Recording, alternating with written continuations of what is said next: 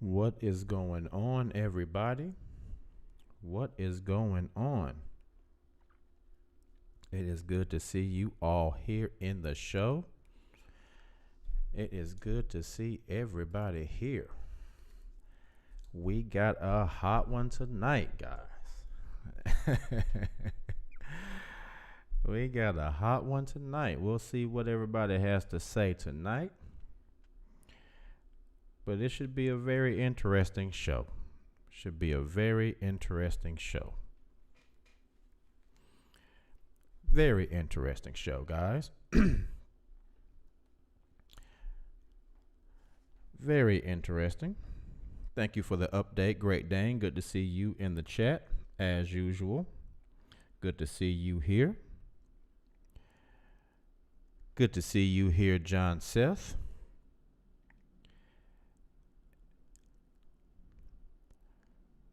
We are definitely going to get this thing going tonight. Should be very interesting.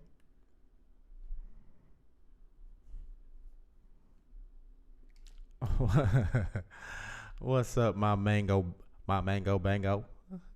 What are you dressing for the topic, Fitzy? No, man, I've worn a tank top once before. If I just leave the gym and I hurry up and get here, then I'll just go ahead and just leave my workout stuff on, man. I'm not trying to get all sissified. What's up, West Woman? Good to see you in the chat. What's up, Hip to the Dip? Good to see you in the chat. What's up, Alicia Howard? Hey there to you as well. Good to see you here. Good to see everybody up in this thing. Good to see everybody up in this thing. It's a beautiful day here in the Ville. It's been nice here the last couple of days. Gypsy Lily, good to see you in the chat. What's up, my lifers? Good to see you all up in here. Good to see you in here, Gypsy Lily. We missed you on the last show. What's up, Totally Faded? What is going on? Yeah, the last show was pretty interesting. It was a very interesting topic. We had some really good conversation, really good debates. I enjoyed it. It was a little bit of a controversial topic, but it was handled very well. And I think it was a very enlightening topic. A lot of people got to share their views about either themselves or some loved ones in their family. It was a very interesting show. I really liked it a lot. I really liked it a lot. Really enjoyed that show. Really enjoyed that show.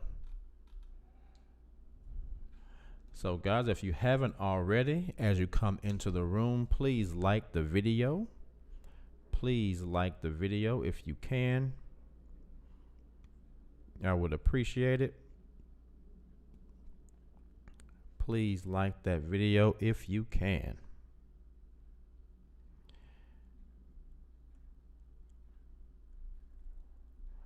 Let everybody fall up into this chat. Always takes a moment for everybody to get in here. What's up, Wendy Seeley? Good to see you in here as usual. Gypsy Lily says this topic is going to be juicy. You know this is going to be a juicy one. This is going to be a good one. I'm sure everybody will have something to say, whether they're brave enough to call in and talk about it. The chat should be pretty lively today. I hope people are brave enough to call in and actually talk about some of their experiences. That will just make the show much more interesting to hear some people's stories. Don't be scared. Don't be scared. Oh, man. Seems like we're getting a few people a few new people too. So it's good. It's good. I'm glad to see that. What's up, Aramis? Good to see you, my brother. Very good to see you in here. Hip to the Dip says sex is always an interesting topic. People want to pretend like it doesn't exist. You are right, Hip to the Dip. And that's, again, like I say with this channel, I try to do things differently from the other EXJW channels because a lot of times, we are programmed so hard in that organization that we forget how much we've been programmed and how we don't process things the same way other people do. So it's good to talk about things that I know for a long time some of us were prohibited from talking about or thinking about. So that's the point. We're going to talk about some things on this channel that we may not have been able to talk about openly before, but we're going to talk about it here on the My Life Show. What's going on, Dinah? Good to see you in the chat. Good to see you here.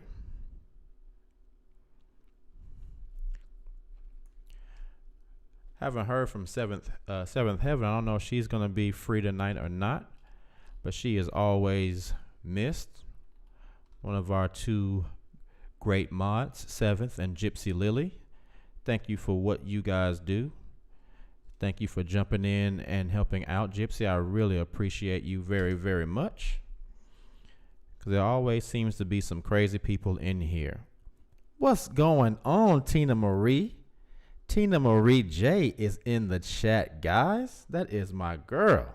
That is my girl. It is good to see you in here. Everybody give Tina Marie J some love. She has a wonderful channel. She's doing some wonderful things. She is a really, really good person. I really have enjoyed talking to her from time to time on the show. And we're supposed to be doing some stuff together here in the near future once our availability lines up. So good to see you, Tina. Gypsy says, been getting any trolls? Yeah, we've gotten trolls on the last couple of shows. For the last 2 or 3 shows, we've gotten trolls either via the phone or in the chat. I had to kick somebody off Sunday night. So yeah.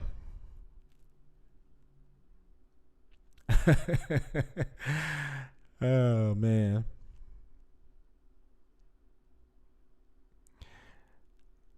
It's all right, Dorinda Nicole. It's all right. And I know why you would say that, but someone who was someone who was in the organization or in a high control organization like this would kind of understand the topic. So it wouldn't be too awkward. What's going on, Willow B?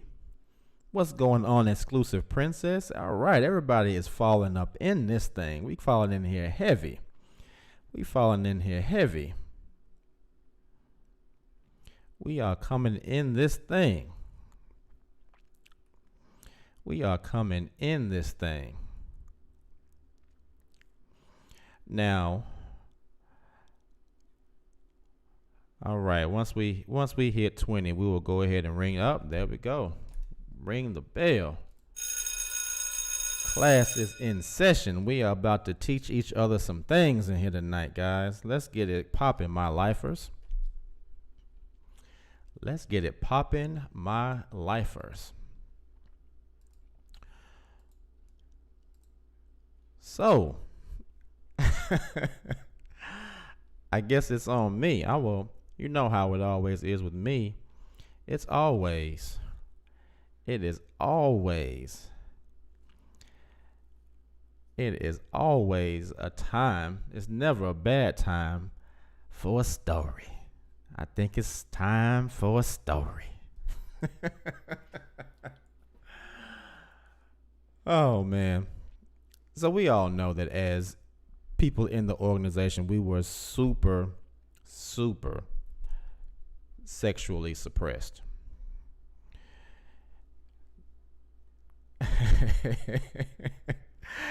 I'm glad everybody finds my story time part so funny. That's great. What's going on, Nubian sister? It is always good to see you in the chat. Hold on, so many people are commenting on that post on Facebook, so their comments are coming in while I'm trying to tell my story.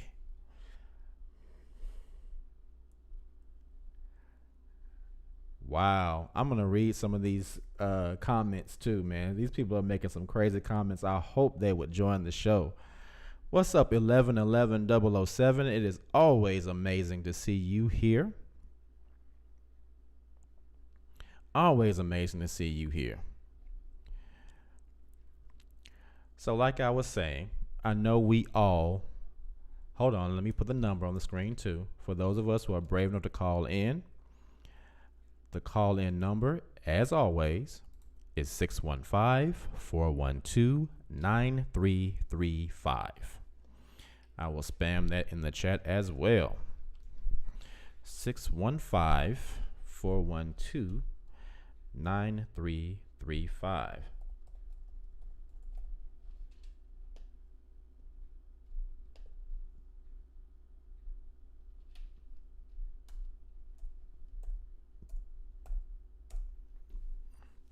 So if anyone wants to call in and share some of their stories, you are more than welcome.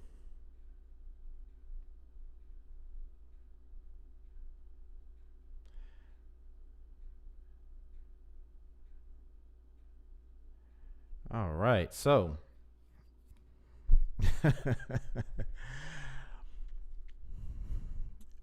as I said, I know a lot of us know that in the organization, or another organization, if you were in something different,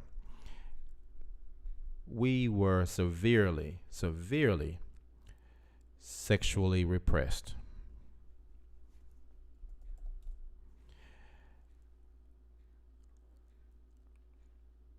So one of my first experiences with sex in general, not me personally having sex, but just knowing what sex really was.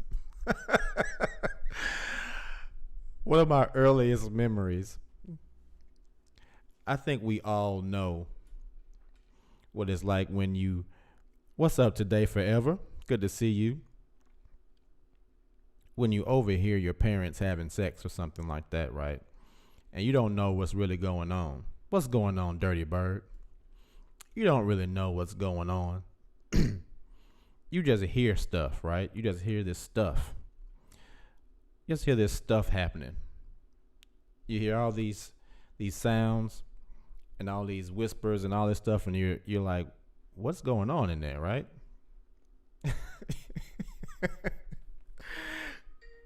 Oh man, people are already calling in. I didn't even got to tell my story yet. Hold on, let's see what this is. You are on the K Fits My Life show. What is your name and where are you calling from? Hi, this is Ann. Hello, Ann. How are you doing today? Good. I'm staying anonymous. Oh, really? Well, why'd you call? Oh, I don't need to tell where I'm from. Okay, good. So share what is on your mind. Well, I was raised a JW and then married a JW man for 20-something years. Okay. And as you know, the whole oral thing is not allowed. Of course. And that's really, really annoying. Yes, it so really, what really happened? was. What happened is when we first got married, Okay. he would do everything. And apparently some article came out, and then he stopped. So to be exposed to something you like, and then all of a sudden be told, "Oh yeah, we can't do that anymore," that's not cool. So you immediately divorced him? No, it actually continued. Okay. We're divorced now. Okay. But yeah, he actually would do things like would touch every part of my body, like with his tongue, except for where you really wanted, because that was forbidden. So I was like, you're gonna let 8 or 10 men in New York tell you what you're allowed to do in the bedroom with your wife? And I go, we are in a monogamous relationship, and we're married, why can't we do whatever we want? I don't understand how these men in New York can tell you can't do something. And then he would tell me he really wanted to. He really wanted to do, and he couldn't because it was bad. That is and ridiculous. I said, why is it okay to kiss any other part of your body except for one area? I go, I don't understand. Where in the Bible does it say you can't do that? I go, and then it's just ridiculous. It is. So I was like, that is the stupidest thing I ever heard. So years and years later, the marriage started to fall apart. We started sleeping in separate bedrooms because why bother? It was just stupid. It's just dumb, That's hilarious.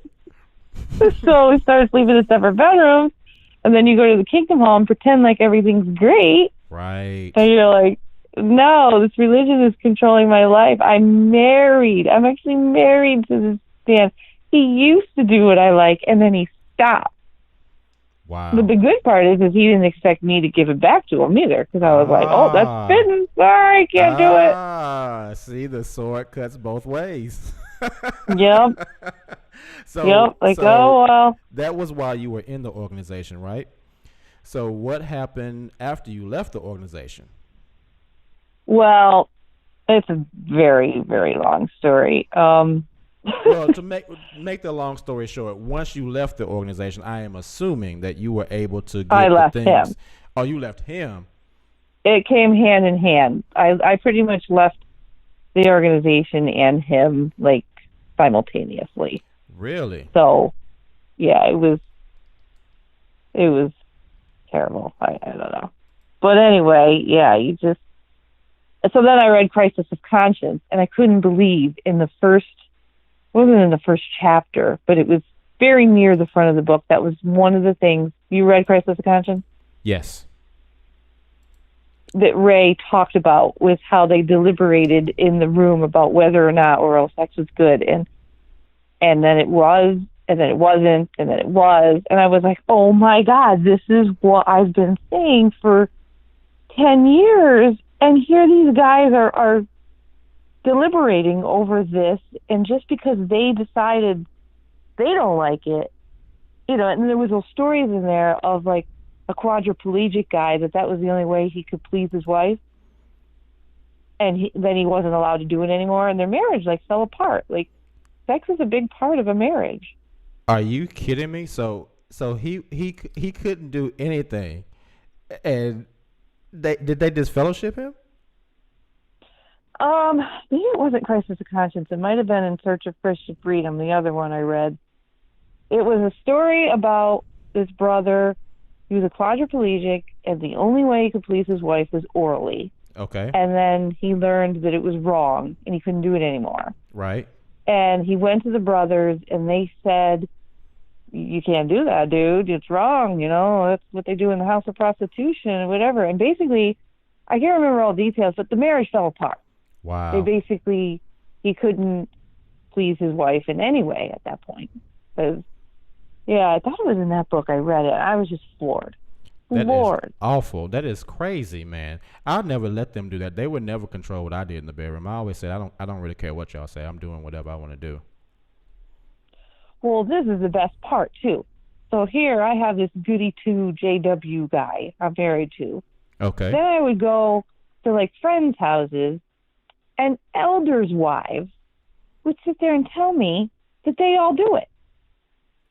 And I was like, so Brother Elder here is going down on his wife all the time, and she's giving him whatever he wants, and like dozens of people, all of them telling me, oh, yeah, I do that all the time. Who doesn't? Oh, and I was like, who doesn't?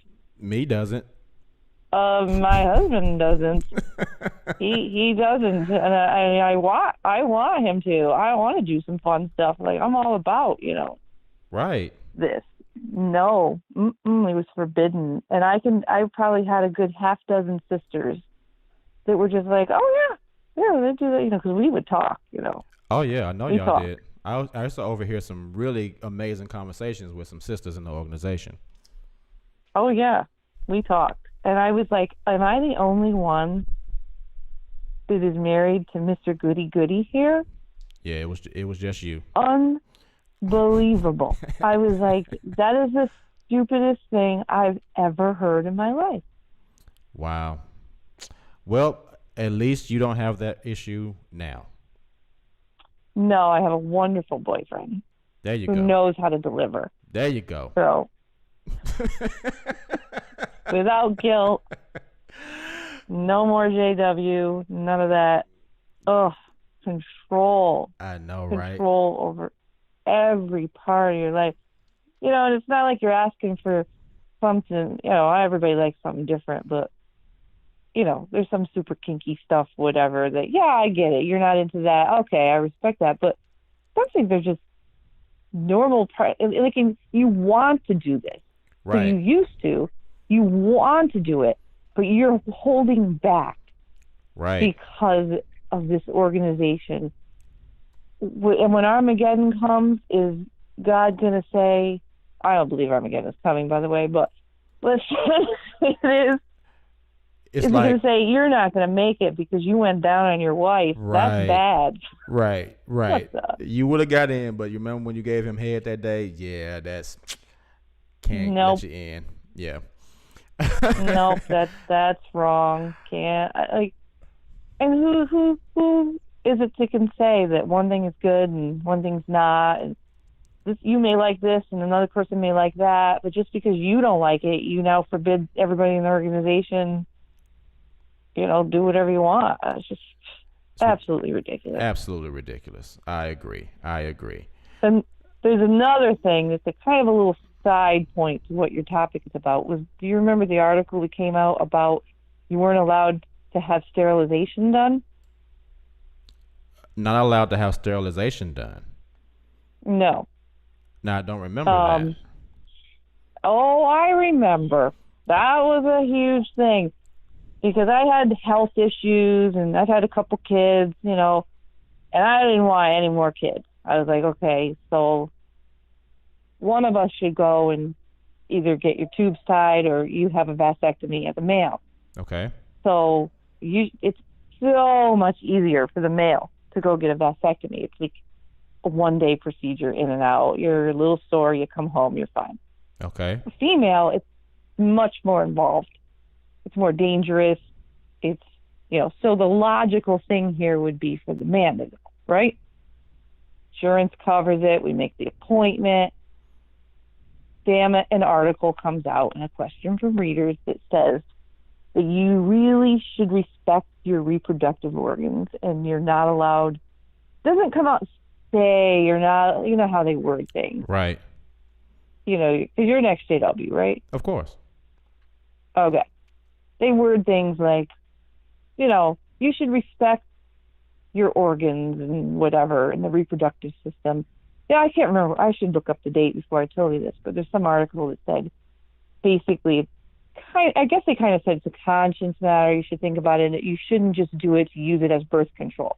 If you do it, it should be because there's a health reason or a very specific, like life or death situation, you know. And whenever there was a questionable thing, my husband always went for the very strict side. Right. He read the article and said, nope, can't have this done. And so I was like, you've got to be kidding me. So I said, well, I think I'm going to go again. It's more dangerous for me. I'm going to go. And he said, I really wish you wouldn't.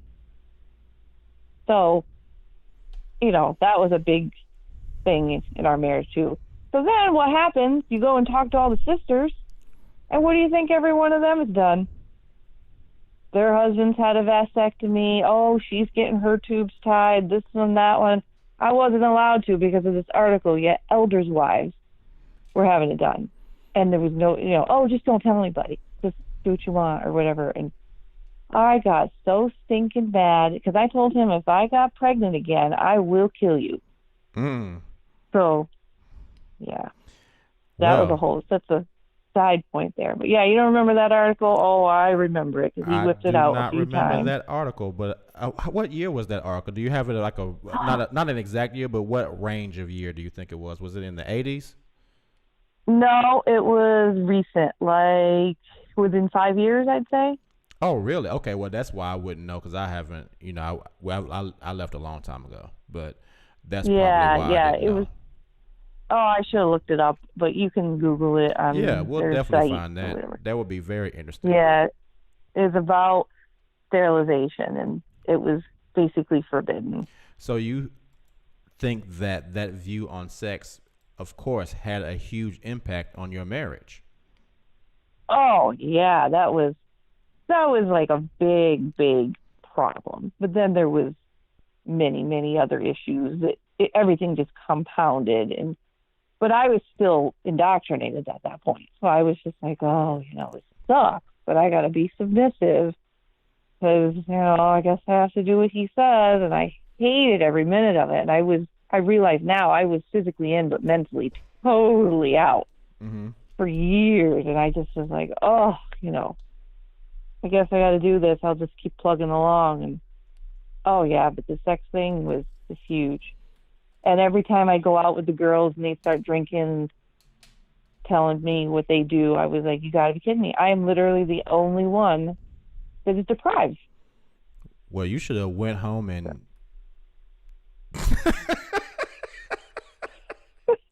Well, never home and mind. what? Never mind. Never mind. Let me. Well, now that we're divorced, what I want to do, my dream is to, once we already signed papers, is to meet up with him and seduce him and like go down on him now that we're not married and have him get disfellowshipped for oral sex with someone he's not married. That's my dream right now. I'm like, I would love to do that and have to have him go to the elders and say, oh my God, I didn't have sex with my ex-wife, but this is what happened. And then he gets fellowship for it. It just would come right back around. Oh my God, I can't even imagine how that story would go. Oh my God, she raped me, she sucked my dick, and I didn't want her to. Oh my God. It's so bad, and we're not married now, whatever. Man, you are sadistic. And I told my boyfriend I was going to do that. He was like, go for it. Yowzers, that's awesome. He's like, yeah, he told me go for it. He said he doesn't count. He's a pre-existing condition. So. This is the greatest call in the whole history of Skype. Now you know why it's anonymous. Exactly. Yeah, you are. Everybody's saying you are savage. You are savage. That is beast mode right there. I just think that would be karma, if I believed in that crap. But karma at its finest, like what goes around comes around. The whole thing would just be full circle, and I'm just like, oh, the opportunity, it would happen. I would do it. Well, you should record it and put it on like Pornhub. And be like, and EXJW Jehovah's Witness gets disfellowshipped because of this. And then that JWs are not allowed to masturbate. Okay, of course, so I'm sure that's going to come up in the conversation as well. So if I did this to him as revenge, it would only take 3 seconds because he's totally backed up and not getting any. So this is one and done. This is gonna be a great very show. Quickly. Well, Anonymous, thank you so much for kicking this show off with the best call in the whole history of Skype. I appreciate this call so much. You have a wonderful night. You gonna stay in the chat, right? You're not gonna leave us. Yeah, I'll watch the chat. I'll give somebody else a turn. I had to open it up. You definitely opened it up. You have a great night. Bye-bye. Bye.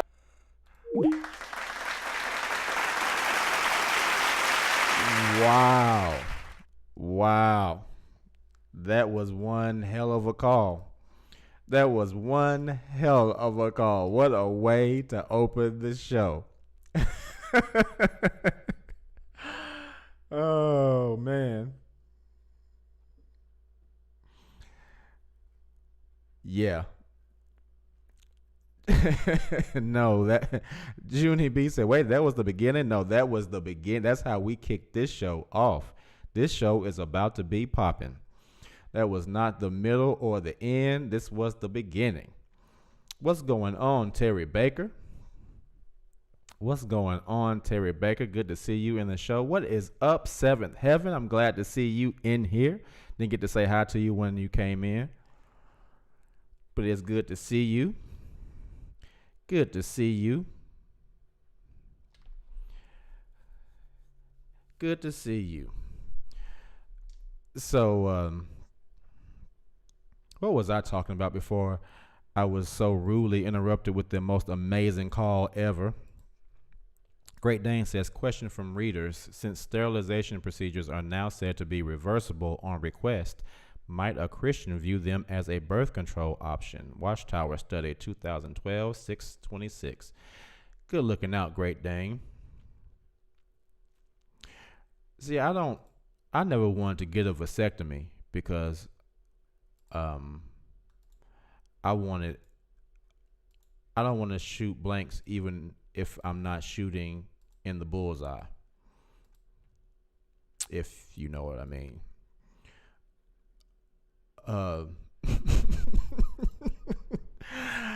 I still want to be able to I still want to be able to glaze the donut.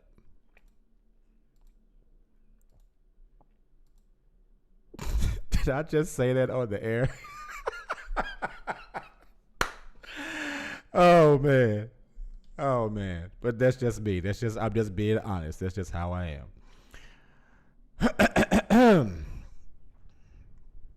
So, yeah. Thank you, Seventh Heaven. Thank you, Seventh Heaven. Seventh Heaven says, yeah, we know what you mean. Yeah, I know stuff still comes out, but it's not the same stuff. I want the same stuff to come out.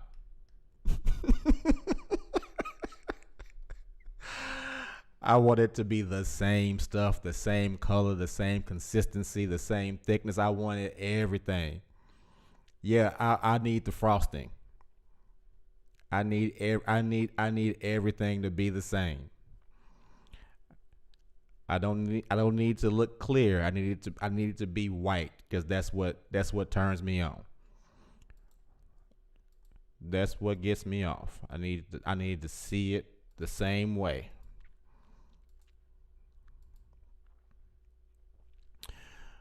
So anyway, the number to call in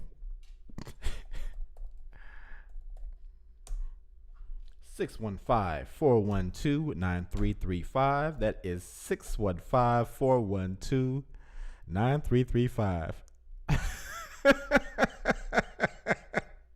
My cousin came in and said, I just got here, and what are we talking about? Yeah, man, we are talking about the sex lives of people in the Jehovah's Witness organization and sex lives after people leave the organization, because we all know that when you're in the organization, there are things that you can't do.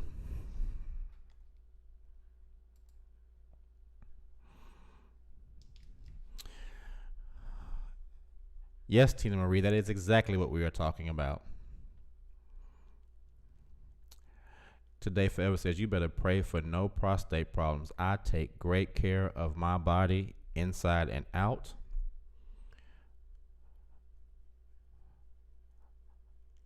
Inside and out, I am going to use this prostate until the wheels fall off of that thing.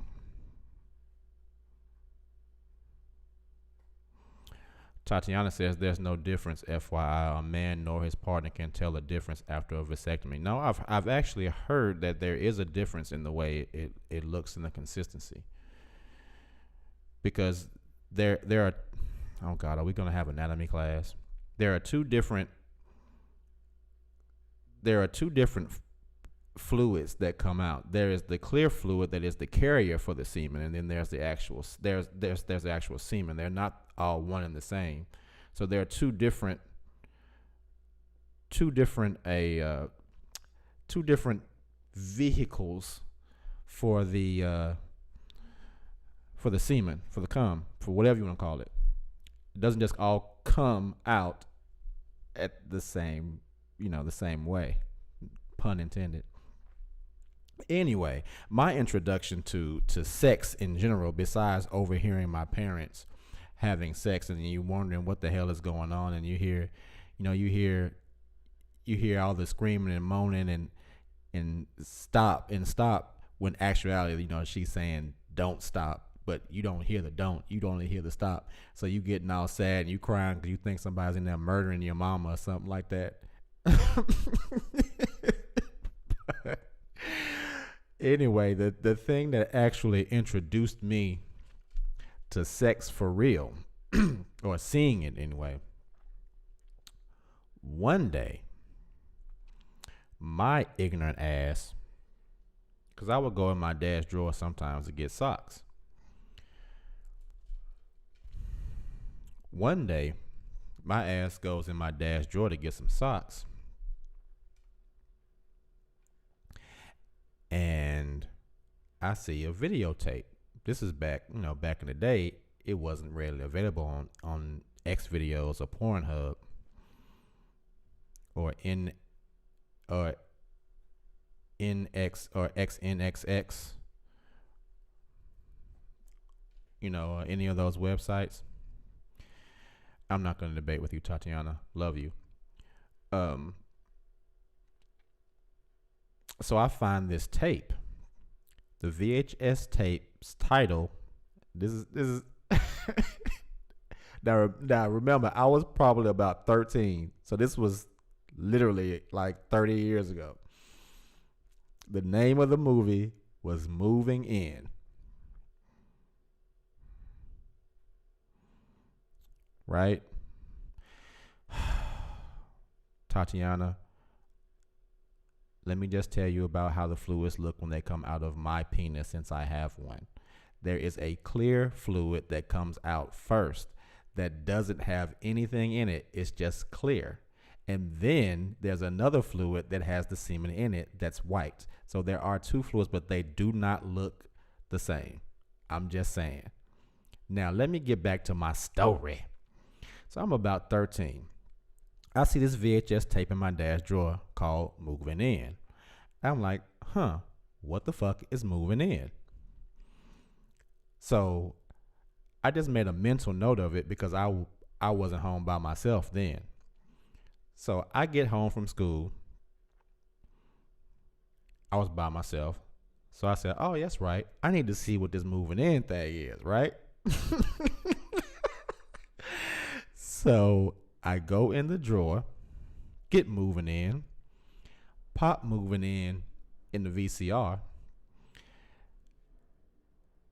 click the little switch down, and hit 0 on the counter so I can rewind this bitch back to 0 and have it in the same place for whenever my dad watches it again.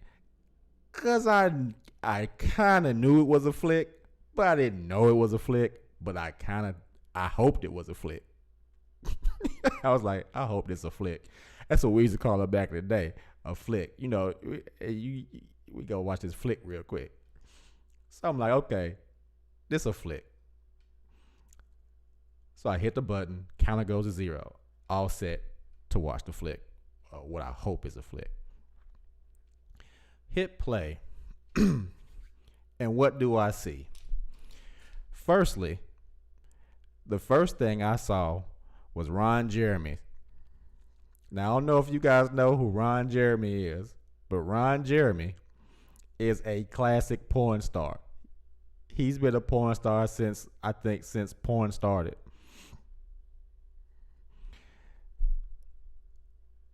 So, of course, the girl comes in, or he goes into the girl's room, and this is the first time I had ever seen a completely naked woman. And I mean, you know how it is, guys in the chat, when you see a flick for the first time and you see everything, and you're like, oh my God, I can see everything. You can see everything. And so of course I'm watching this flick. I'm like, damn, you can see everything, man. They showing everything. They showing everything. So of course I couldn't watch the whole thing, right? So so it was getting close to time for my parents to get home. So I stopped it, rewound it back to the beginning, put it back in the drawer. So of course I called my boy. He was my best friend. Now he's a Jehovah's Witness too. We was both Jehovah's Witnesses. So I'm like, man, I saw this flick in my dad's drawer. He was like, for real? I was like, yeah, man. I was like, you can see everything too, dude. They showed everything. You could see everything on her, dude. You could see everything, man. He was like, for real? For real? He was like, bring it over. I was like, dude, I can't bring it over. It's my dad's. I'm gonna get in trouble. He's like, man, come on, bring it over so we can watch it. I want to see it. I said, all right. So now this is my dumb ass. My dumb ass proceeds to take the tape out of my dad's drawer and take it over at my boy's house, whose house I spent the night over. Now, why I thought this was a good idea and I wasn't gonna get busted, I will never know. But that's what my dumb ass did. So we popped this in, we watching this flick. He like, dang, you can see everything, dude. You can see everything. She got big titties. You can see everything. Look at her. You can see all up here. You can see everything. I'm like, dang. So we watched it. The next morning, the phone rings. My boy's like, it's your mama. I was like, all right. I was like, hello? My mom says, Keith, did you take a tape out of your daddy's drawer? I said, huh? That's the known response whenever you get busted doing something. I said, huh?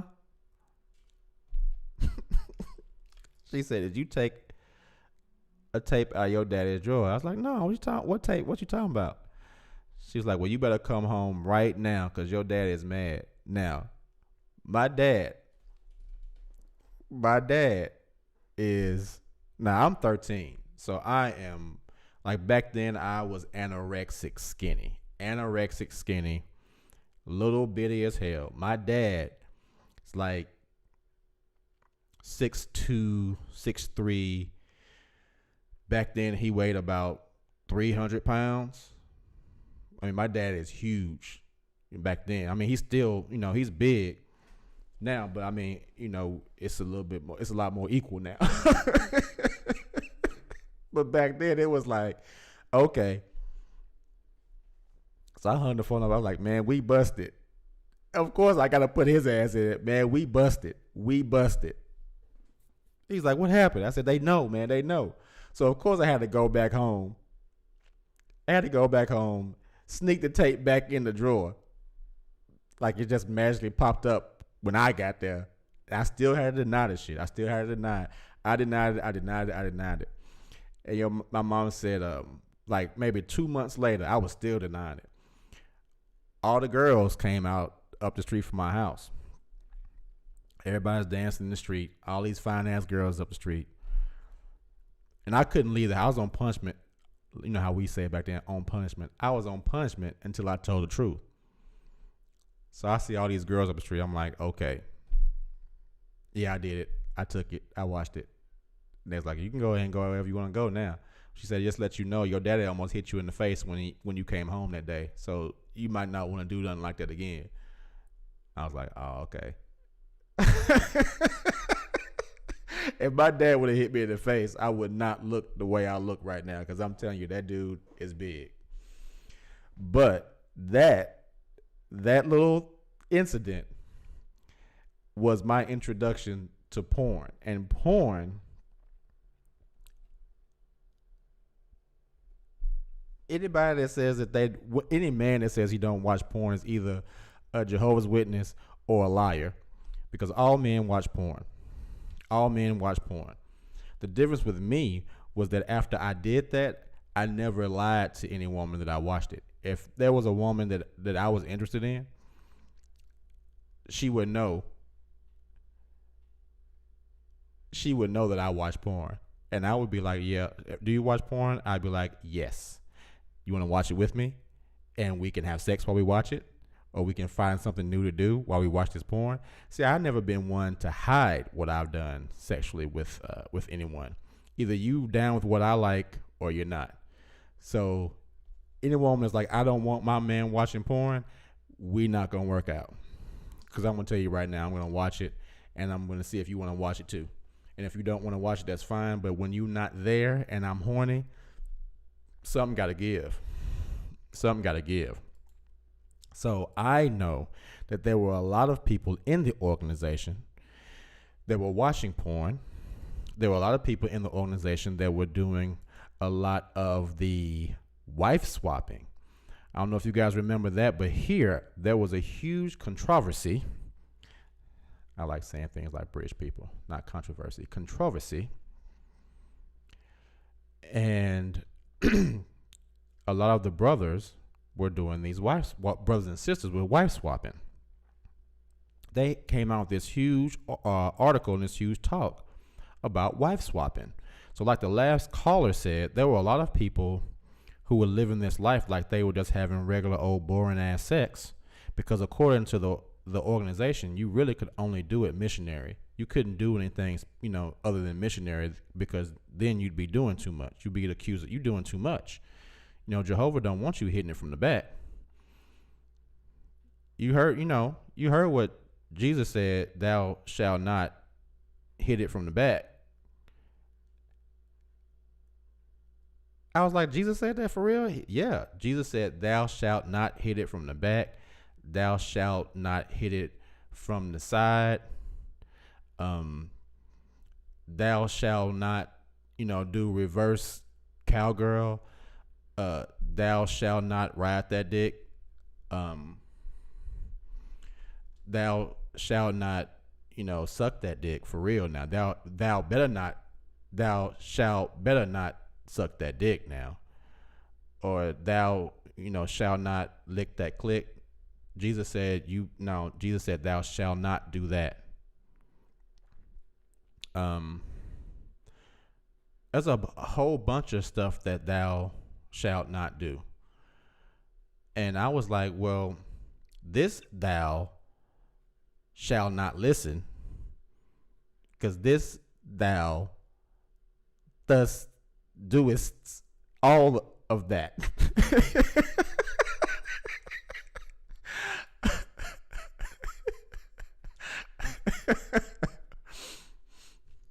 Junior B says men with small dicks can't do some of the positions you're naming. Well, that is not a problem that I have. Today Forever says the first time I saw porn was not expecting it. Went to a party in a downtown apartment party in Chicago. Next thing I knew, porn was on the walls from projectors. I was 16 and mortified.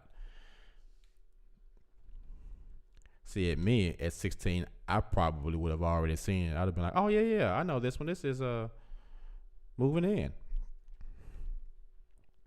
But that changed my whole interaction with sex, even being a Jehovah's Witness, because while I was married, my wife was, of course, a Jehovah's Witness. She was a baptized Jehovah's Witness. I was not baptized, but I was like a publisher. I was doing things at the Kingdom Hall. But I didn't really abide by any of that. I'm like, look, this is happening. We're doing this. And, yeah. Judame says, I'm surprised if many people obeyed those strict sex rules. Are the brothers going to come by and verify? I don't know.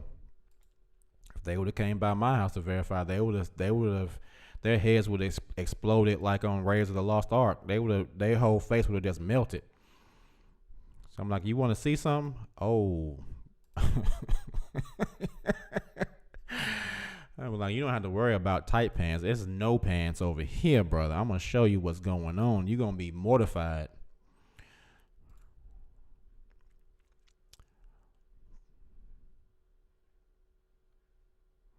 Well, that's the issue. That's the point of the show too, man. Seventh Heaven says, how the hell can you lock people down like that and not expect all the problems with repression? And that's that's exactly what happens with a lot of people. People are so repressed. Even like the caller, she's married to her husband, and can't even do the stuff she wants to do. You were on the K Fits My Life show. What is your name and where you calling from? This is Ann again. How you doing? What's up, Ann? How are you? Well, I had something to add about porn. Okay. Well, told you about my goody JW husband. Right. Well, ironically, I was innocently checking the computer one day and found a mother load of porn on a computer. On his computer? And So I confronted him, and I was like, "Was this porn where what there is was this? was this porn where there was absolutely no oral sex involved?" That's my point. I said, you are a goody, and you won't let me suck your dick, and you won't come anywhere near me down there with your tongue, because, ooh, that's bad. But you'll sit and watch hundreds of people going down on everybody, having threesomes, taking it in the ass, whatever. You're watching this stuff, but yet with your own wife, you won't do it. So I go, where do we draw the line here? Where do we draw the line of what is adultery and what isn't? Well, you're committing adultery. If it's are you saying he's committing adultery by watching porn? Well, I didn't really care, but I was rubbing it in his face because I was like, you're committing adultery in your heart. And it's funny, not too long ago, maybe 5 years ago, they came out with an article that said you can be disfellowshipped now for watching porn. You can be disfellowshipped for watching porn? Yes, now you can, because it's committing adultery in your heart. What if you're not to look at a woman and have a passion for her? What if you're having sex with your wife while you're watching the porn, though? Oh, no, you can't do that. No. Mm-mm. Absolutely not. Yeah, you can't. So he felt terrible, and he said he was going to stop. And I go, I don't understand. Explain this to me. I said, you can watch hundreds of people doing God, whatever, everything I want you to do, but you won't do it with me, the one you're married to. Interesting. Does that make any sense? Does it make any sense at all? It doesn't. Would you have watched the porn with him? Oh, heck yeah. I'm into everything. I'm like, sure, bring it on. Let's do something fun. And nope. Then he put filters on the computer and made it all, official. It was stupid. Oh my God. Yeah. I think he even went and told on himself to the elders, and they were like, "Oh, it's good you told us." He's a pussy. Because they're all going home and sucking dick and watching porn themselves, but yet they're giving you and counsel. Oh, brother, don't do that. That's very naughty. That is ridiculous. No privileges for you. That is ridiculous. That is horrible. No, it was only recent that it came out, some article basically that said if you watch porn and you go to maybe you have a problem, they might forgive you once, but if you continuously don't stop watching it, and your wife goes and tells on you to the elders that, man, you won't stop watching porn, you can be disfellowshipped now. It's considered adultery in your heart. Can't get remarried, can't get divorced and remarried, but you can get disfellowship now for that, which is ridiculous. So then he did stop, as far as I know, he stopped. But whatever. But yeah, I had to add that. Just FYI, if any woman out there, if they think their husband watched porn and then stopped, that is impossible. That does not happen.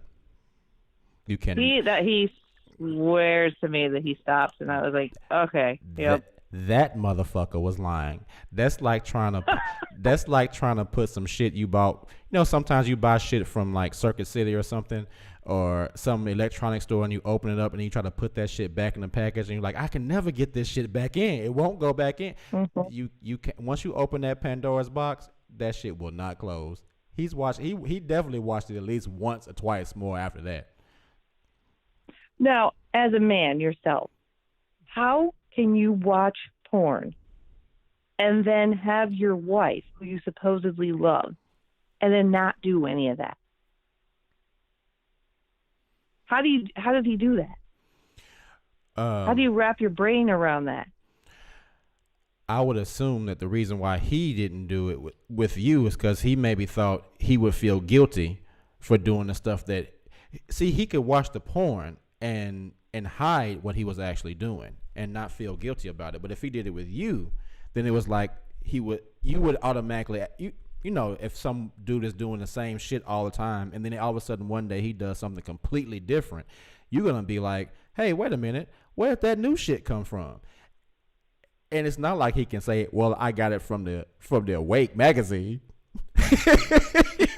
Oh, yeah. He's going to have to come out and say, well, I've been watching Moving In, and I saw Big Mike, do this with, freaking Jocelyn Stone, and I thought you might enjoy it. Well, then now he's telling you that he's a porn watcher. He's said it out loud. See, when you do something in the dark, you can still pretend like you're not really doing it. But once you tell somebody, it's like, oh, you're really doing that now. So he probably just didn't want you to know what he was doing. But I just don't understand why, personally, I would have been like, hey, come watch this. We're going to do this. And we're going to do it while it's on. Because porn makes for great background noise while you're having sex. It makes for great background noise. So I can't hide shit like that. I'm just too open about the shit that I like. So, like I said, a woman's going to have to rock with me all the way. I can't hide shit like that. Heck yeah.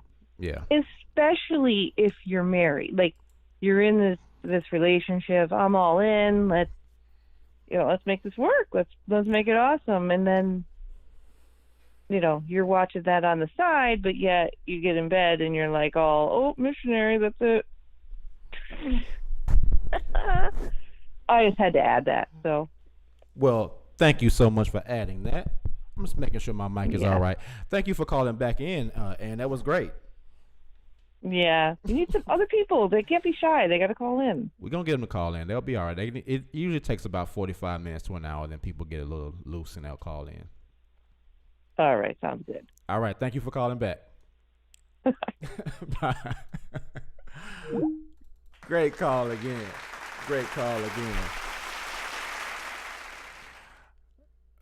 Let's see. Let's look at the chat. I did say he is a pussy. He is a pussy. Mike D said he's good. He's covering his tracks good. Gypsy Liz says, my boyfriend taught me how to watch stuff incognito. There you go. Miss Bailey, too, says, do you still have Circuit City in your area? No, they closed the hell out of them shits. I was just talking about back in the day. Johnny Hill, she too mad her husband not a freak.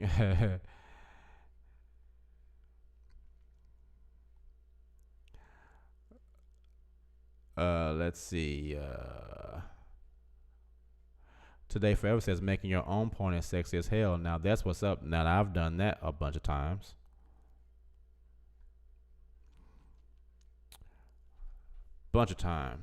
Junior B says we need a few more drink. Patricia Mint says, what's the number? Let me put the number in the chat. Actually, the number's on the screen too, but I'll put it in the chat. The number is on the screen, Patricia Mint.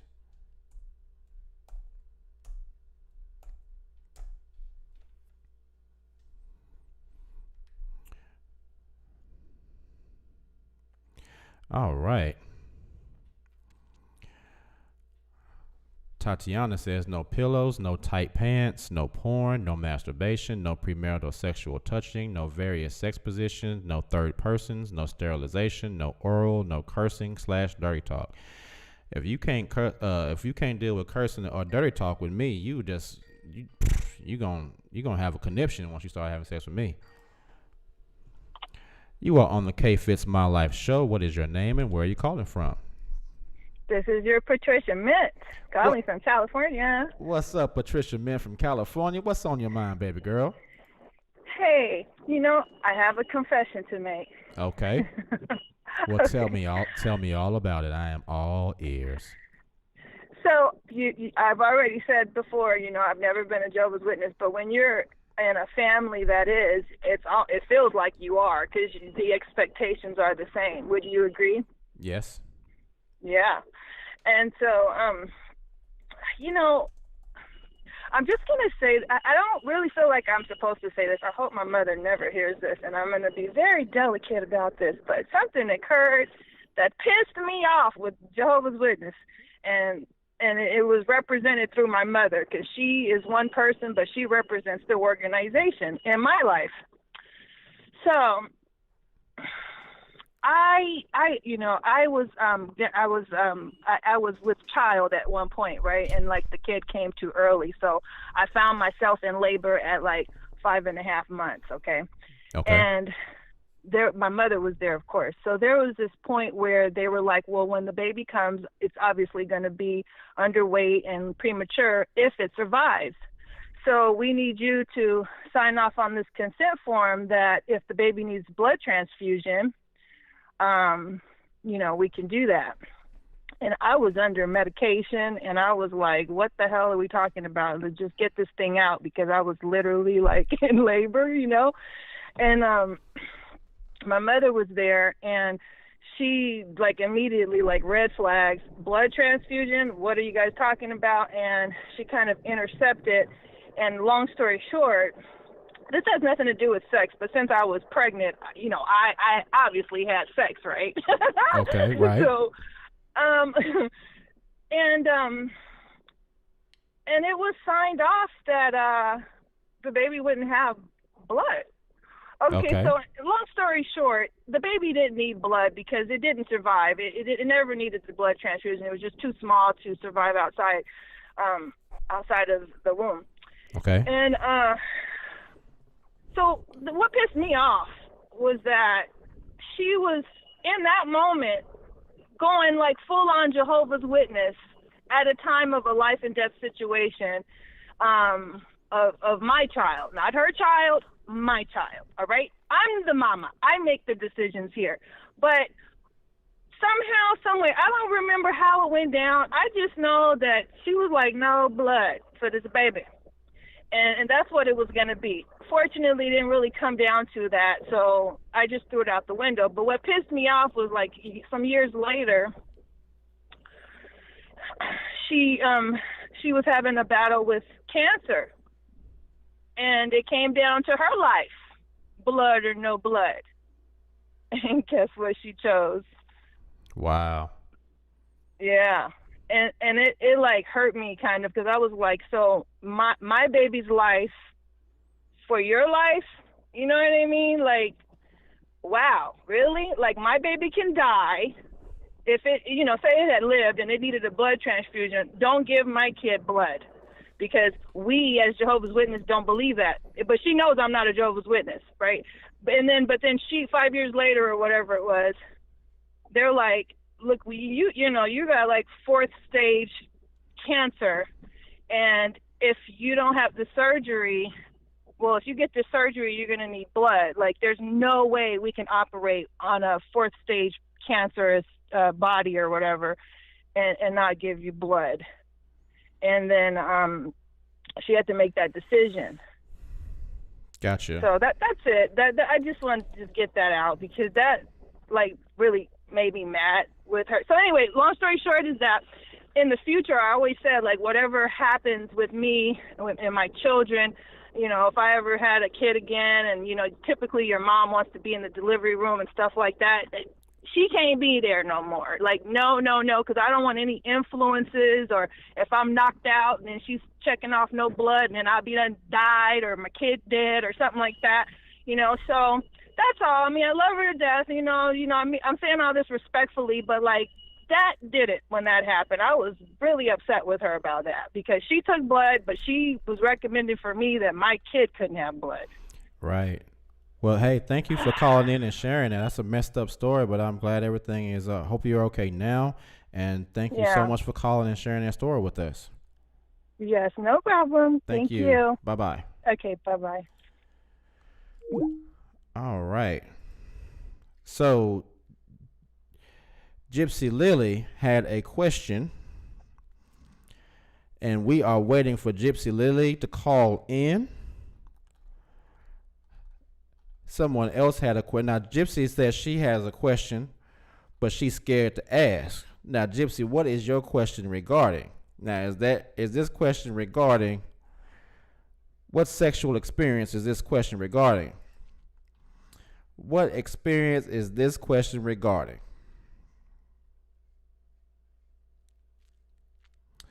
What is your question regarding?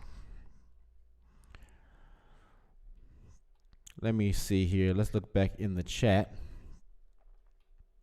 Miss Bailey 2 says, just listening, no comments. Okay. Yeah, today, forever, that making your own porn is sexy. That's what's up. It is. It is. That is some fun stuff. There might even be a video of me floating around on the internet, but I will not tell you where it is. You are on the K Fits My Life show. What is your name and where are you calling from? Mr. Fitz, what's going on? It's Gypsy. How's it going? What's up, Gypsy? What's on your mind, Gypsy? Hey. Well, let me tell you my story first. It's a short one. It's not really a story, but I mean, Gypsy gonna share her story. It's more of a question that I've always had being in the organization. Why would God give us a clitoris? Why would God give us a penis when, and only for it to be used during, like, I don't know, like for our husband or wife not to enjoy it? Why? What's the point of that? I mean, that doesn't make any sense, you know? I'm like, there's no way.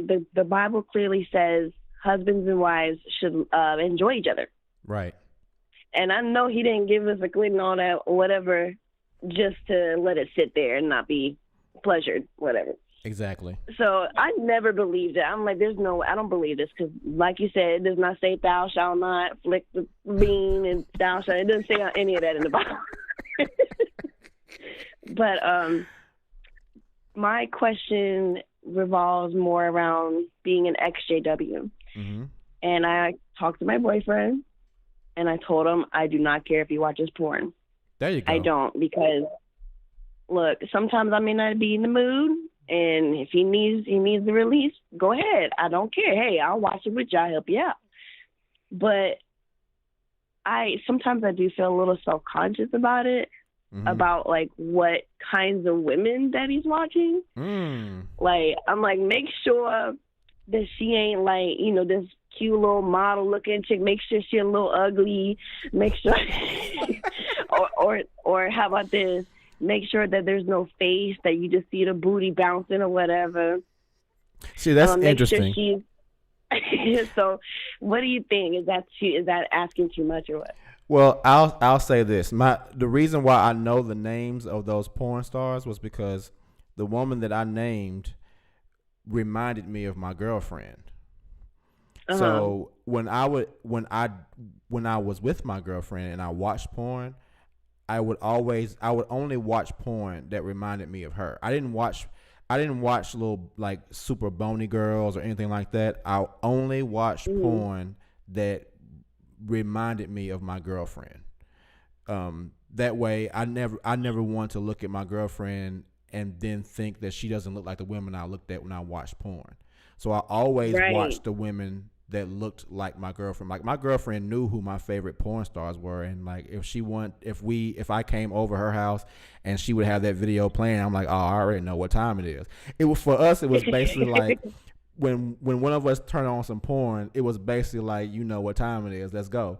You know what I mean? So I never watched porn that didn't remind me of my girlfriend. But for the most part, I just watched porn because I just enjoyed it. But if I needed to rub one out, my girlfriend was so freaky that I could just think about her most of the time. But if I did want that little bit of extra, I would always watch porn that reminded me of her.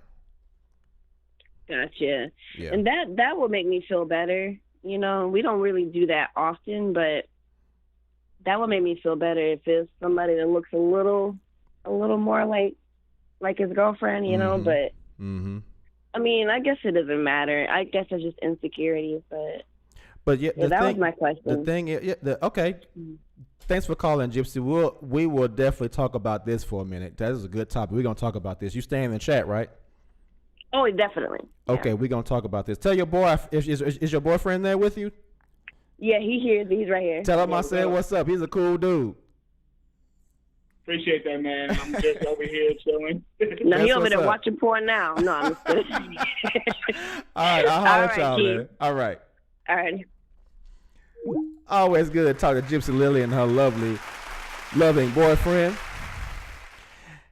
Yeah, but I see, that's the thing. I think women think that that men watching porn is a reflection of their girlfriends or their wives or whatever, and 9 times out of 10, it really isn't. Like, I never watched porn and said I'm watching this because I'm unhappy with my wife or I'm unhappy with my girlfriend. No, it's just I'm gonna watch this porn because I need to go ahead and jack off real quick. And it's like, come on, you don't really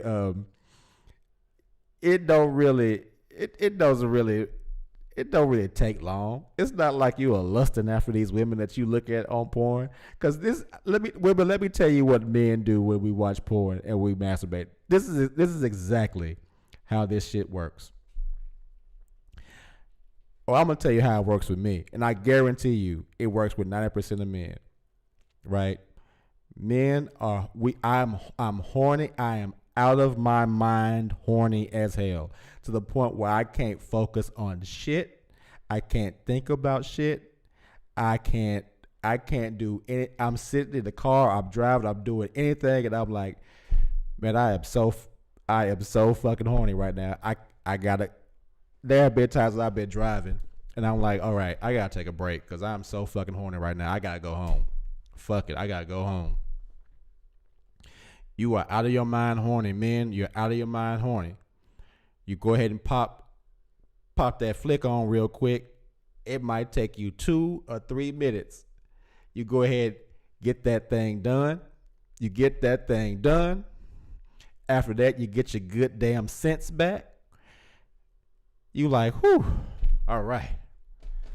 Now I got my sense back. Now I can go out here and live my life. But hey, I will say this.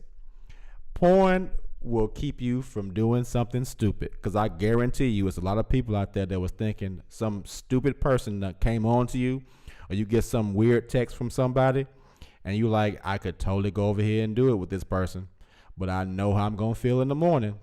So let me go ahead and rub one out real quick so I won't go over here and do this dumb shit with this monster. So most of the time, even with me, watching porn had absolutely nothing to do with how I felt about my girlfriend. It was just, I needed to go ahead and rub this thing out real quick. Because, she may not have been around. If she wasn't around, I didn't want to go out and, I wasn't trying to go out and cheat. So I just went ahead and, rubbed one out real quick. That was that. So most of the time, I would say it really has nothing to do with, from a man's standpoint, it really doesn't have anything to do with how they feel about that woman. It's just they need to rub one out real quick.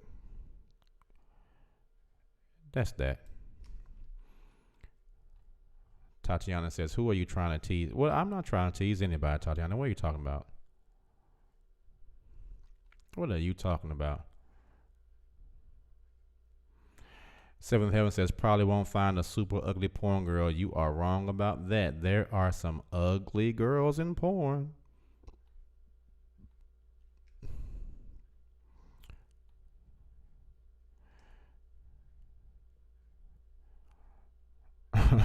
Airman says, LOL monster, man, I'm dead.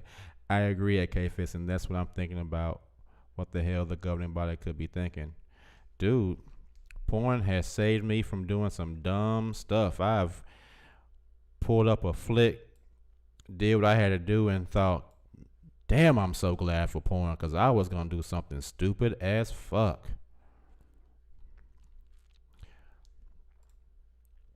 So guys, as you come in, please like the video if you can. like the video. We got somebody thumbs down our video, guys. This video more than likely will not be on. I may have to take this one down. This one's gotten a little bit more racy than I probably would need for it to be on my channel. So this one will probably be private. This one will just be for us. Airman says, "Where's Cleo Banks tonight, Keith?" I am not sure where Cleo is. She hasn't been here for the last couple of shows, I think. Maybe I don't think she was here Sunday either. Maybe she's a little bit busy. Maybe Cleo Banks is a little bit busy. Aramis remembers her whole name. Aramis said, "Where's Cleo Banks tonight?" Oh, man. Gypsy Lily says, "Hell yes, there are some ugly ones out there." Yeah, there are, man. There are some ugly girls in porn. Yeah, Junie B, what did you find? Judaim says that was Brother Morris with the thumbs down. Gypsy Lee says the one with the 600-pound women eating and rubbing their bellies. Oh, man, that is disgusting. So there's a couple of people in the chat that said they were going to call in. Gypsy said she was going to call in. She did. Patricia said she was going to call in. Didn't John Hill say he was going to call in? So come on, guys. Don't be afraid. Come and share your stories. 615-412-9335. We are talking about sex and the JWs and sex and the EXJWs. What was your sex life like when you were in the organization versus what it's like now that you are out of the organization? I definitely remember the whole thing about after, I don't know if you guys remember this story I told, but I think I told you guys a story about when I was married and my ex-wife's mom came to our house and she sat down on our bed and they turned the TV on and the porn that I had in there just came on, and her mom saw the porn and gave us these little packets that she made talking about how horrible porn is. Well, shortly after that, they gave a talk over the platform and they were talking about the dangers of porn.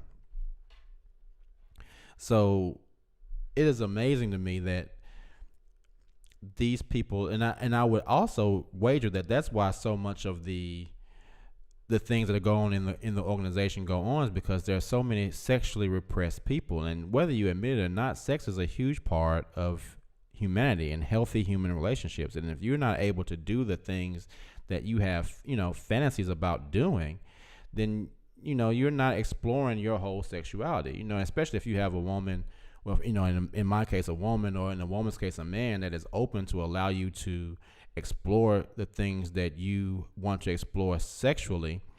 You're not going to be really living your best relationship with that person, which is why I always say it's pretty important to be open and honest about what you like sexually with somebody. You can't just,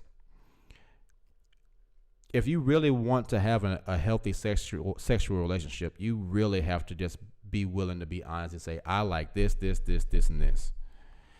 And if that person says, I don't like those things, but I don't like all of those, but I like this, this, and this, then you have to say, well, okay, am I willing to go without those other things and just do those things?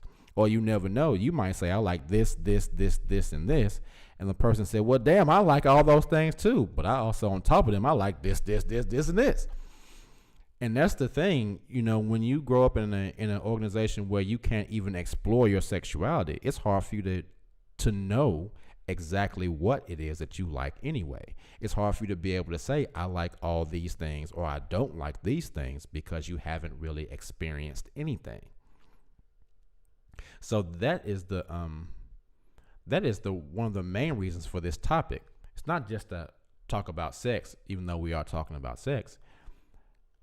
A lot of us were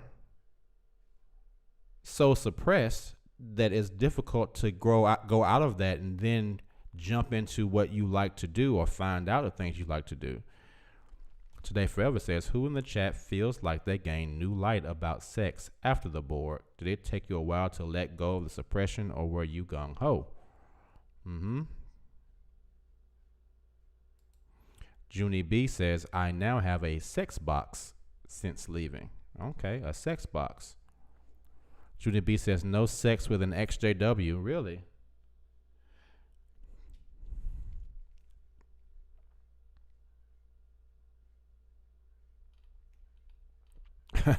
Airman says these usernames are easy to remember, especially when you attend the show regularly. Cleo Banks is a cool name too, yeah. And it doesn't hurt that she is fine as all hell either.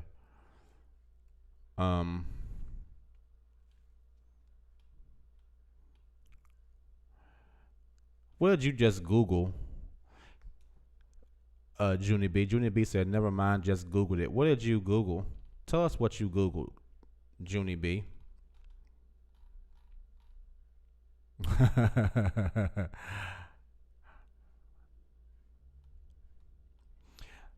So come on, I know we got one more person out here that's willing to share their story with us now. We are an hour and 20 minutes in.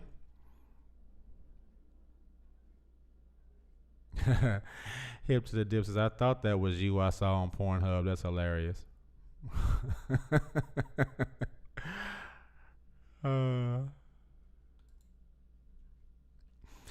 Now, Gypsy, he's saying that because I said there might be a video of me out there on Pornhub. That's why he said that. So it's cool. He wasn't being rude, Gypsy.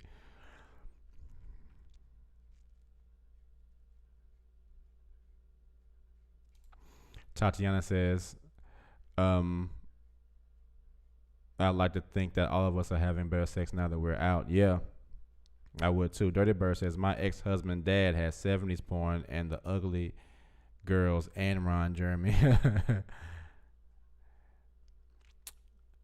Seventh Heaven says, it was weird for me because since I was a young teenager, I was writing fiction novels with all kinds of sex in it. So in a way, I was always having sex, though it wasn't in real life. Interesting. Very interesting. No, he might be right, Gypsy Lily. I mean, it is. I'm not gonna lie. There is one or two of them out there. It's not like super obvious, but I know it's out there. I was not always the person I am today. I have done some things. Let's look at some. I'm gonna read some of these messages that were posted on Facebook because there are some interesting comments out there. Okay. I won't say the person's names, but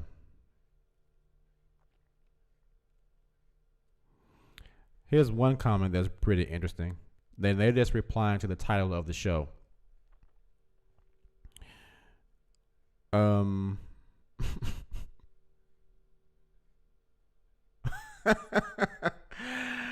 One person says, well, all the sisters, let's see, it says, well, all the sisters were banging worldly people, so ask them. The brothers were blowing each other. Now, this is all of the EXJW group.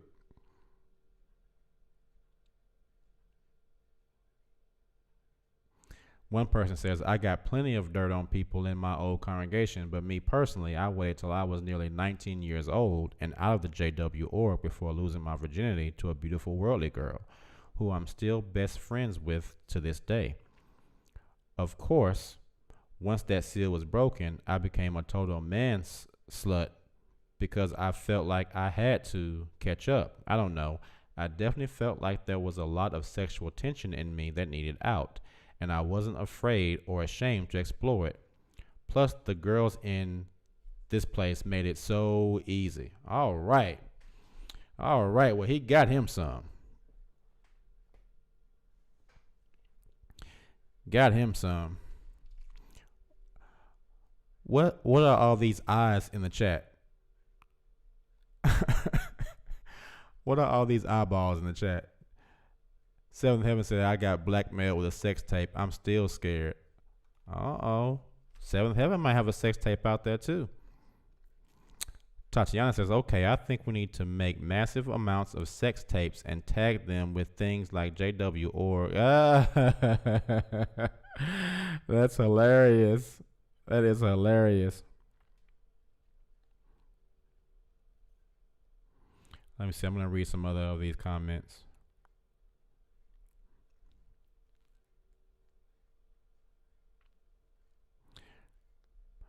So one person commented, if you're not married, you don't have a sex life. If you are married, you're not exactly limited into what you can do with your spouse. But I highly doubt the terms. Of sex is much more than doggy and missionary in most bedrooms.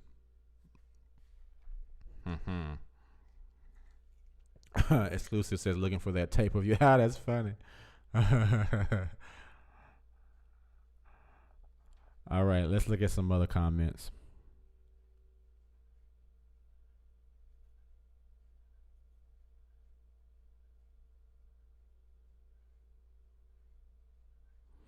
Let's look at some other comments. Hold on. I think that's all of them. I think that's it. All right. So this show must be too racy. People are too afraid to call in and talk about their experiences in or out of the organization. Y'all are too afraid. Are y'all scared? Y'all are scared. Y'all too scared. Patricia Mint says, women and porn is the same. It's a filler. Okay.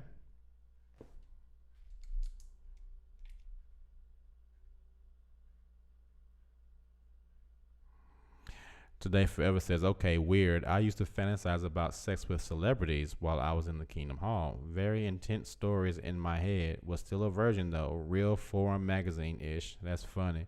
While you were in the meetings? It's easy to fantasize about anything when you're in the damn Kingdom Hall. That junk is boring as hell. That junk is boring as hell. Patricia Mint says JWs equal guilty sex. I was never guilty.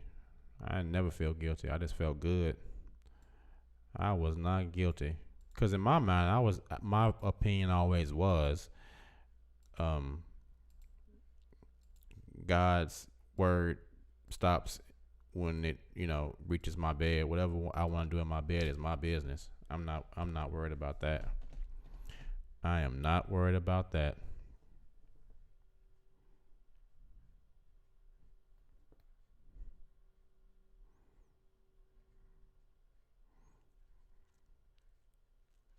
I was not worried about that. But I always wished, this is so bad. But I always wished that I could find a porn. Because I saw one very similar. And I was thinking, damn, if it was just about Jehovah's Witnesses, that would be so good. There was this porn I watched. And if it would only had been like Jehovah's Witnesses, it would have been super funny. But having a porn where Jehovah's Witnesses come to a door and they start talking about the watchtower and the awake, and I always make that joke about, let's see if you can awake my watchtower, and then it turned into a porno. I've always wanted to see one since I saw one where it was Mormons. These two dudes came to the door and they were Mormons, and they ended up turning into a flick. You were on the K Fits My Life show. What is your name and where you're calling from? Tatiana, how are you, Keith? I am amazing. How are you? What is on your mind? It seemed a little slow. So I was like, am I the only one? Please tell me I'm not the only one. I used to love doing stupid shit to work up my husband before the meetings. Really? Like I would intentionally like go all week and then just work him the fuck up before meetings to try and get out of going to the meetings. So you would try to get him like horny before the meeting time, so y'all wouldn't have to go. Hmm. Oh, I would do some really crazy shit just to avoid going to the meetings. I would just intentionally work him up really bad just so we wouldn't have to go.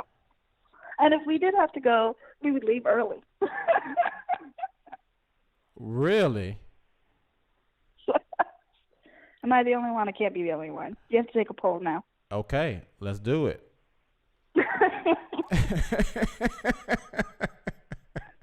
You can't tell me that's not genius. I That know. is super genius. That is great. Did you guys hear that in the chat? That is a great. If any of you are still in the organization and you want a way to keep from going to the meetings, I think Tatiana just revealed the answer. Yeah, it worked pretty good. Did it work? Yeah, it did. Yep. Like every time? Just about every time. Just about, yeah. I mean, if they were having like a really, it depends on the atmosphere of the Kingdom Hall. If it was pretty, run of the mill, or if there was something really intense, like a marketing talk or something like that, then maybe we'd stay for the gossip or whatever. But, if it was just a regular run, then yeah, we'd usually just leave kind of early if we went. Because he knows if I'm working him up before the meeting, it's not like I'm going to stop. I'm not. I would still do shit in the Kingdom Hall too, so. What? For real?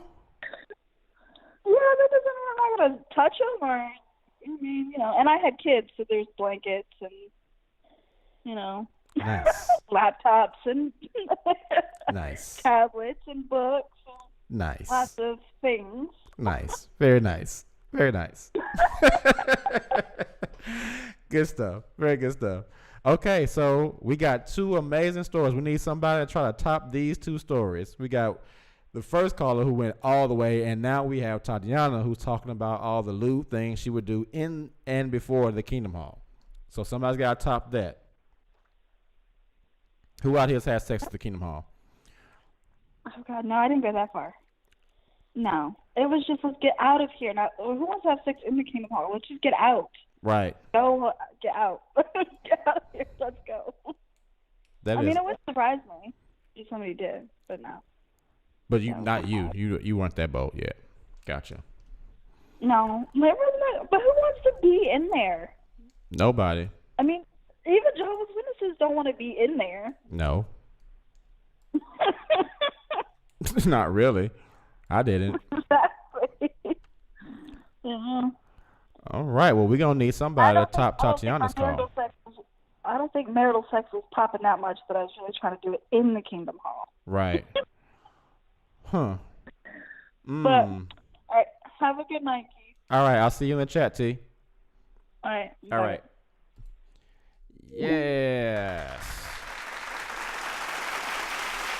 So we have one person that is working her husband up just so they don't have to go to the Kingdom Hall. That is a great idea. You know what? We can either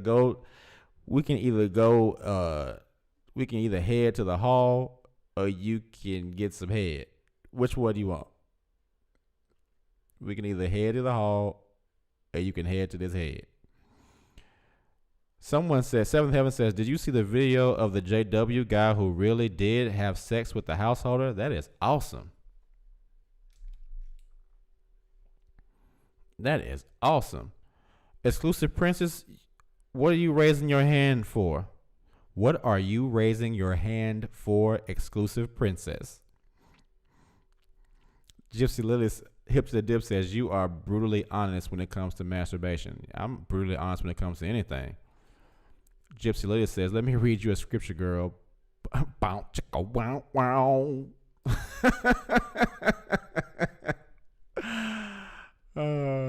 Today Forever says, how many women in here consider yourself very sexual beings? Women are so conditioned not to connect with their sexual being. I agree. I agree.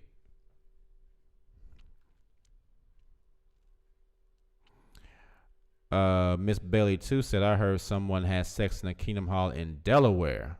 Really? Really? Wow.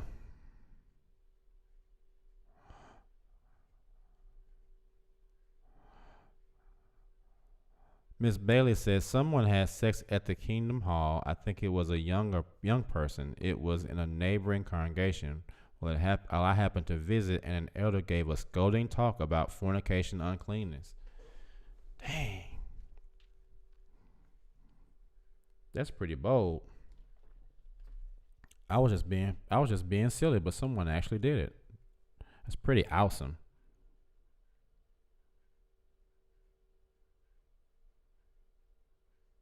One person commented on my post on Facebook. They said, when I got old enough to want to have sex, I did. Same with drinking, smoking pot, dating, all the things. That's why I ended up disfellowshipped after my mom went to the elders. Wow. One thing that happened at my Kingdom Hall, there was a young man that I knew personally that ended up getting privately reproved because this young man decided he was going to show some other people in the congregation how to jack off in the bathroom of the Kingdom Hall. And this happened several years ago. But I saw that happen personally. I mean, I saw that situation happen personally. I didn't see the thing happen personally, but I know the guy and I know the people that he did that in front of, and they were kids. He was a teenager and they were kids too. And I heard about it, and I was saying, I couldn't believe that this person did that, but I know it's true because the person that told me was somebody that looked up to me, a younger person that looked up to me. So they told me what happened, and it became a real scandal. Seventh Heaven says, at Hip to the Dip, the question you asked, K Fitz, do you mean an orgasm with a woman? There has never been any other kind, and there will never be any other kind with K Fitz.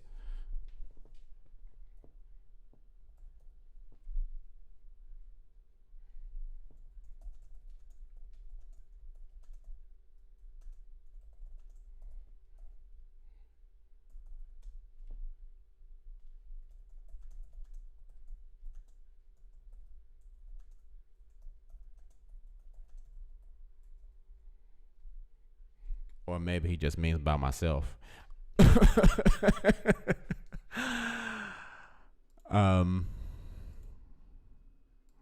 No, I think all men start masturbating at a really young age, but I was really young, like so young, nothing would even, I was so young that it was before my body even started producing semen. My body was like, dude, what are you doing? Go play somewhere. You ain't ready for this shit.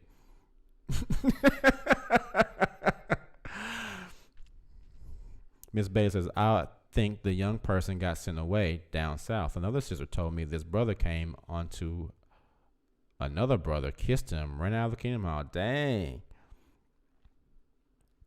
Miss Bailey 2 says, oh my, a group of young JWs in New Jersey got in trouble for watching each other have oral sex. That was in the early 2000s. Wow.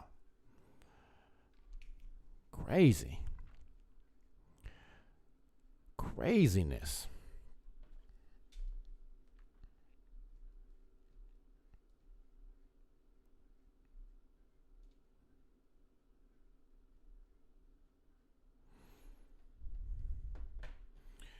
Junie B says, I had a friend that got on reproof for having a co-ed sleepover with two other couples. Allegedly, just second base went down. Yeah, right.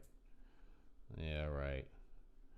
Motherfuckers was swapping, gang banging, DPing, getting somebody airtight and everything. That's all right. We ain't worried about it. We know what went down. We know what went down.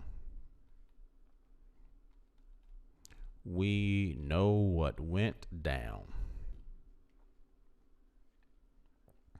All right, guys. So we have about 20 minutes left.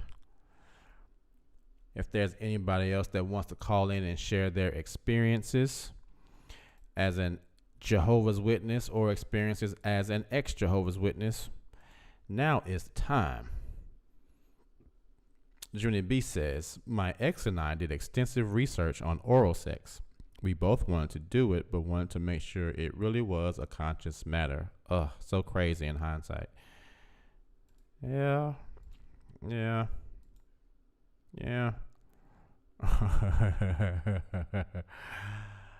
Nelson Seal says, lots of sex off jwmatch.com. Nelson Seals, are you saying that you've had lots of sex from women that were on jwmatch.com? Now, this is supposedly a current Jehovah's Witness site, right?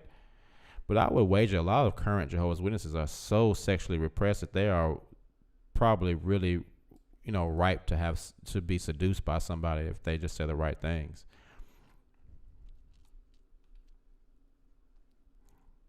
But then you have to worry about how they may be so guilty afterwards that they might, be all depressed for the rest of their life. You don't want that shit on your conscience. Miss Bailey says, I don't know the details. A few years, some JWs got in trouble for either swinging or just having orgies. Nobody wanted to talk about what happened. Yeah, I remember that too. There was a bunch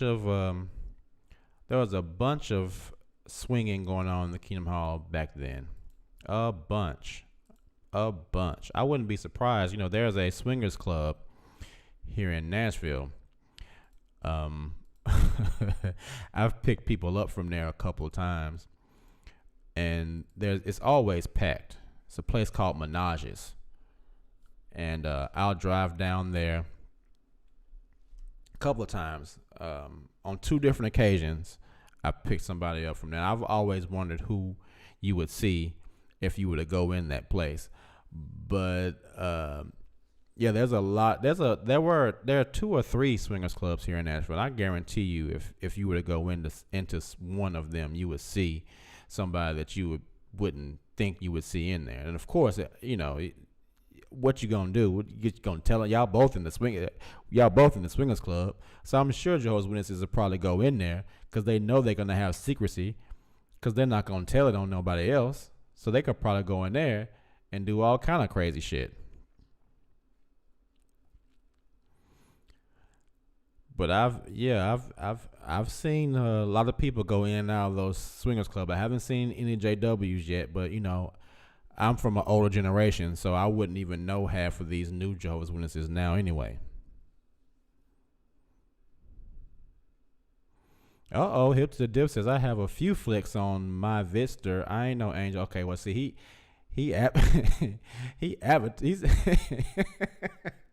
of course, we don't know what you look like, so yeah, he's just putting it out there too. I ain't mad at you. See, I'm taking more of a chance than you because y'all at least know what I look like. We don't know what Hip to the Dip looks like, so he's just saying some shit. But if you saw it, you probably wouldn't even recognize that it was me. But I know it's out there.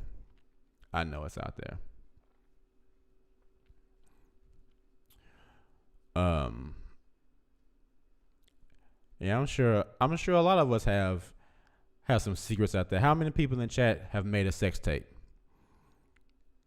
Hit one if you've made a sex tape.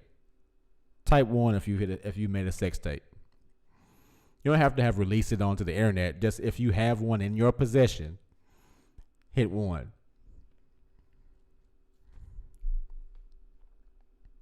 Now I've made a bunch, but Exclusive Princess says, did you talk in the video? Oh yeah, I was saying a bunch of stuff. But my diction wasn't as it is now in the video. You don't have great diction while you're while you banging somebody. You don't have the same diction. Yes. Take this. Take all of this. Take all of this from the back. Yes. Take all of it.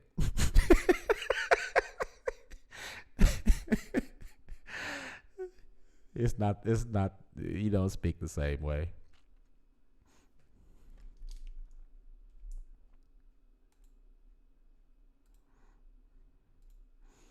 Junie B, how do you have a 0.5? Seventh Heaven said, it is not in my possession. That's why I'm scared. Oh. Gotcha. Okay, we got a few ones in here.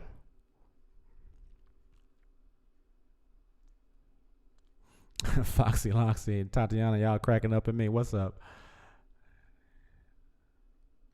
Great Diction is a porn lane somewhere, I'm sure. Exclusive Princess says, yeah, but we heard your sexy voice. Yeah, but it's not, it don't sound the same. It don't sound the same.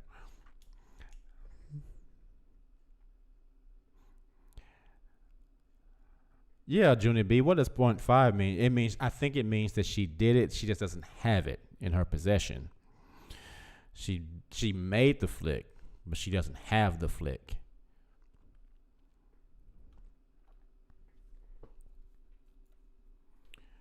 Yeah, my ex has a few of our flicks. Oh, she may have it. She may have thrown it away. I deleted everything from her that was me and her. So I don't have it anymore. I don't have any pictures or anything from her anymore. I deleted literally anything that was me and her, or just her, or anything in my house. I don't have any of it anymore. I deleted all of that shit. So I don't have anything now. But before last week, I had a ton of them.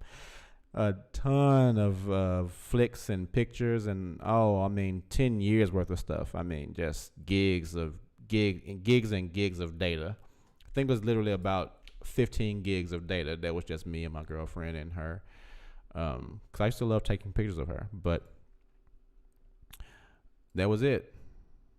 I don't have any of that stuff now.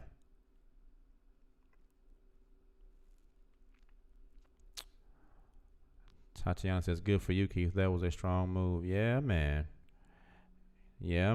I literally last week cleared everything, anything that I would look at clothes. I'm like, wait a minute, she gave me this shirt, threw that junk in the trash. All that stuff is gone. Fresh starts, man. Patricia Mintz says, the nose is for breathing, the feet are for walking. You get the point. Okay. Good night, Gypsy. Good night, Gypsy.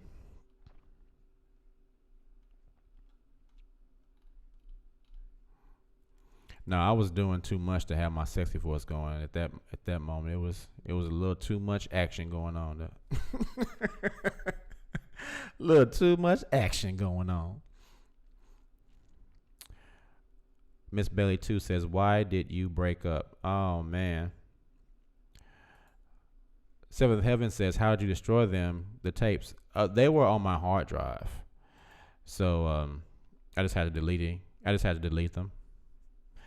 All I had to do was delete them. So I deleted them all.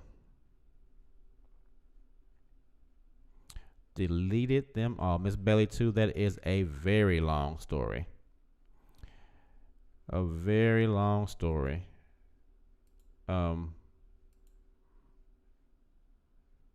Very long story. Because it was time. I'll just say it like that. It was time. It was time. It was time.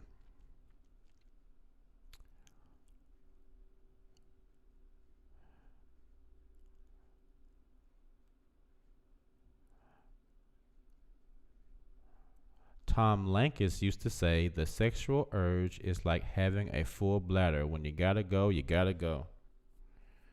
That is true, but when you ain't got nobody to go with, I would much rather go by myself. See, that's my thing. I know we've all had situations in the past where we've had sex with somebody and we're like, why the fuck did I have sex with that person? And see, I'm not trying to do that no more. I am not trying to be that dude that's going around having sex with people crazy. At 43 years old, at a certain point, to me, it just starts getting sad. You're like, dude, for real, you're still doing that shit. You're still out here fucking random people all the time, dude. That's sad. You need to get your life together, you sad son of a bitch. And I'm just not trying to be that dude anymore. I don't want to be that dude. So I would much rather just I would much rather just do it myself and then not have to worry about feeling like a jerk in the morning or something like that, or looking at the person thinking, why did I do that? I know I shouldn't have done that. I don't want to deal with all of that. So I just rather just wait until I find, till I find the right person. I'm not trying to be that dude. 43 years old, still talking about, yeah, man, I fucked this dude. I fucked this dude. Who's 43 years old still saying that? Girls like, I still fuck this dude, and dude saying, yeah, I fucked this girl. I mean, who's doing that at 43, 44? Ain't nobody doing that. Ain't nobody doing that, man. So I'm just gonna try to find me my queen, find me a beautiful black woman, have her on my side, be my queen, and that's gonna be that.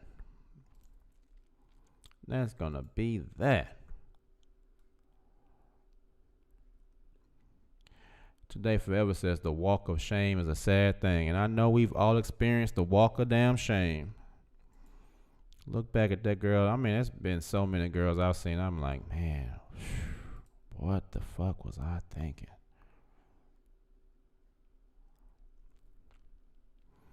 But see, now it's different. Now I have a list.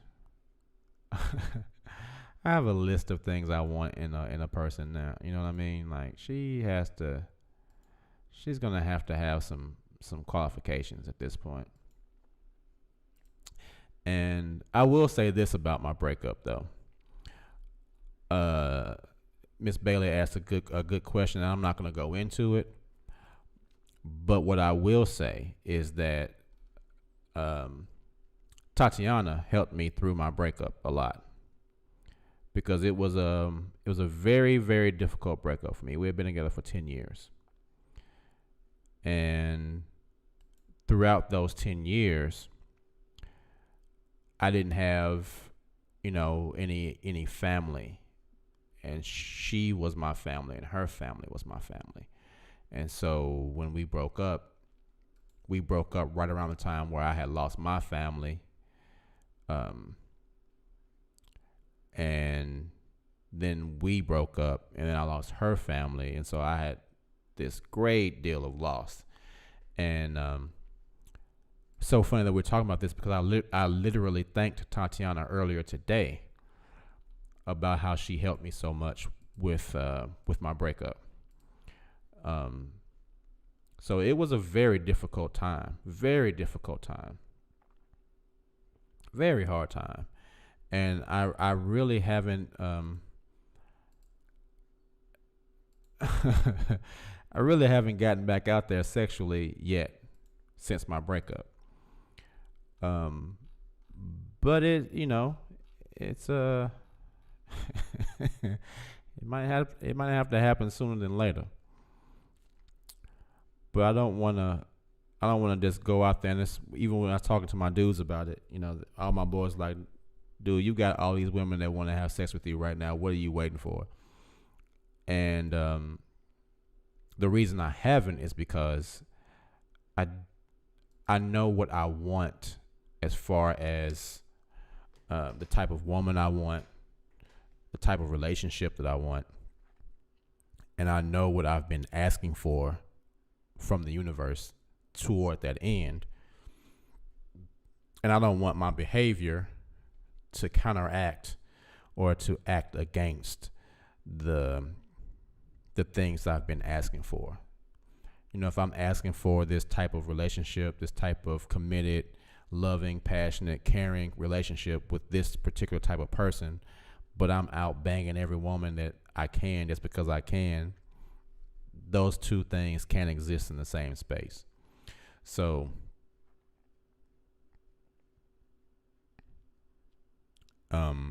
I've just kind of been throwing the things that I want out into the universe and letting it just happen.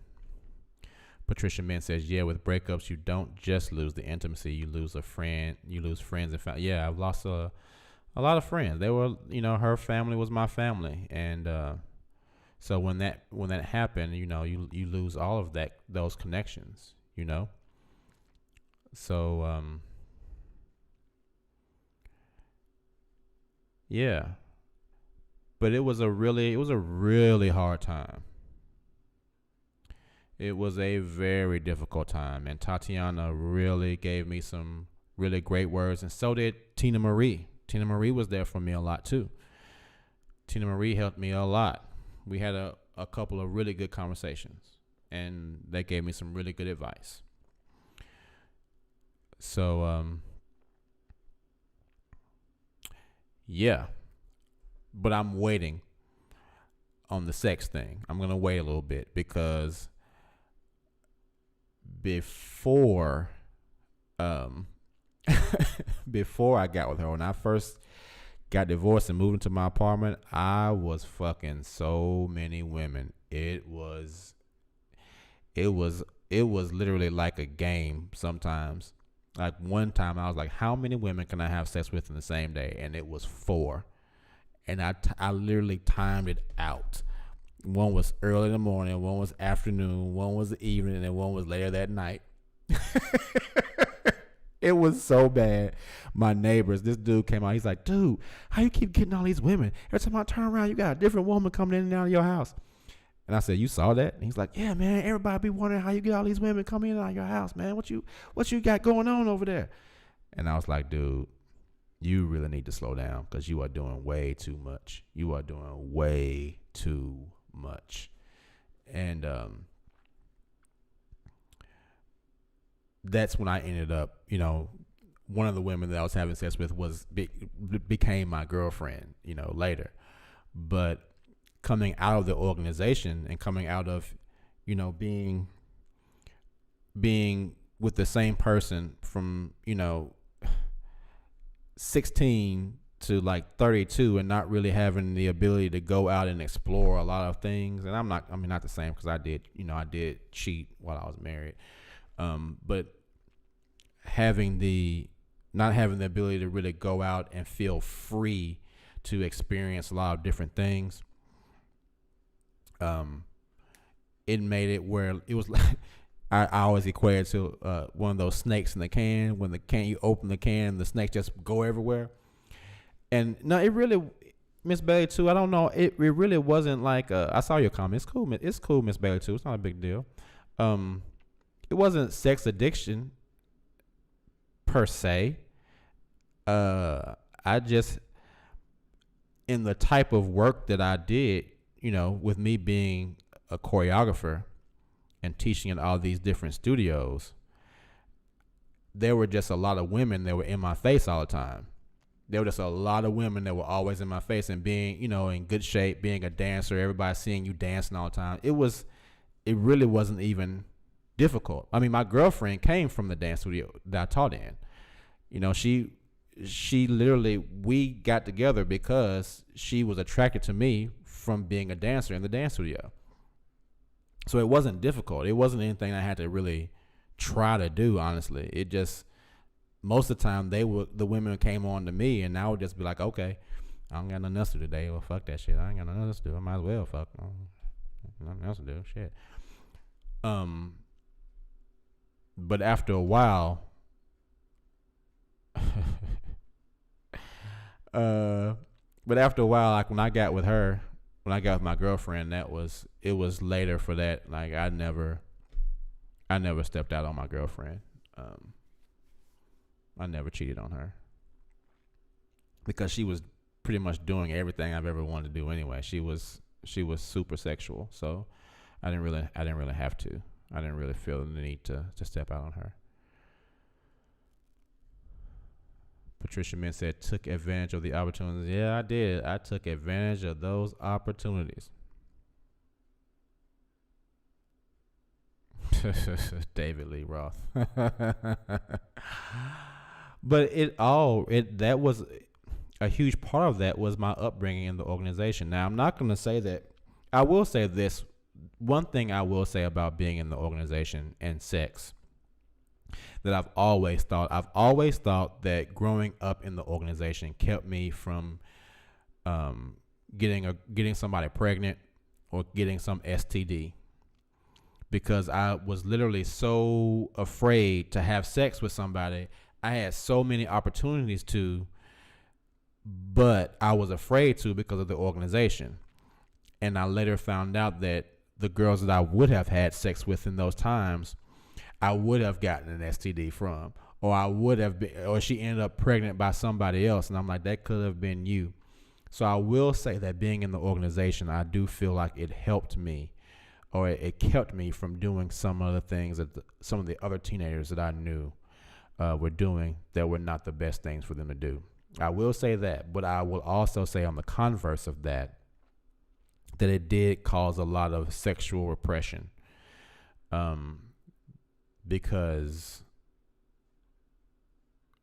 my wife that I married, we were both kind of sexually repressed. So we really didn't explore a lot of things because of the repression that we both experienced being in the organization. So, yeah, that's that. All right. So, is there anybody else that wants to call in that has any more comments? Because we have been on for about 2 hours. This has been a fun show. We had a couple of fun calls. But if there is no one else, we will prepare to wrap this show up. I'm not sure what we're going to talk about tomorrow. I have to look at my board and see. I think I want to talk about something I think we talked about one time a long time ago, but it was before we were doing the call-ins and everything too. I think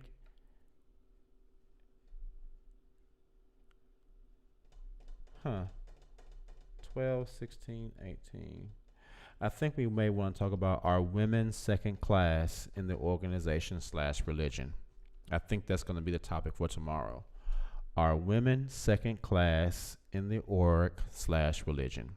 And we will allow these ladies call in and share their experiences of how they feel like either they are or aren't second class citizens in the organization or religion in general. I think that's the last one I have on my board that I haven't addressed yet. Damn. Thank you, Seventh Heaven. You are totally right, and I will be teaching tomorrow. Thank you, Seventh Heaven. You are the bit.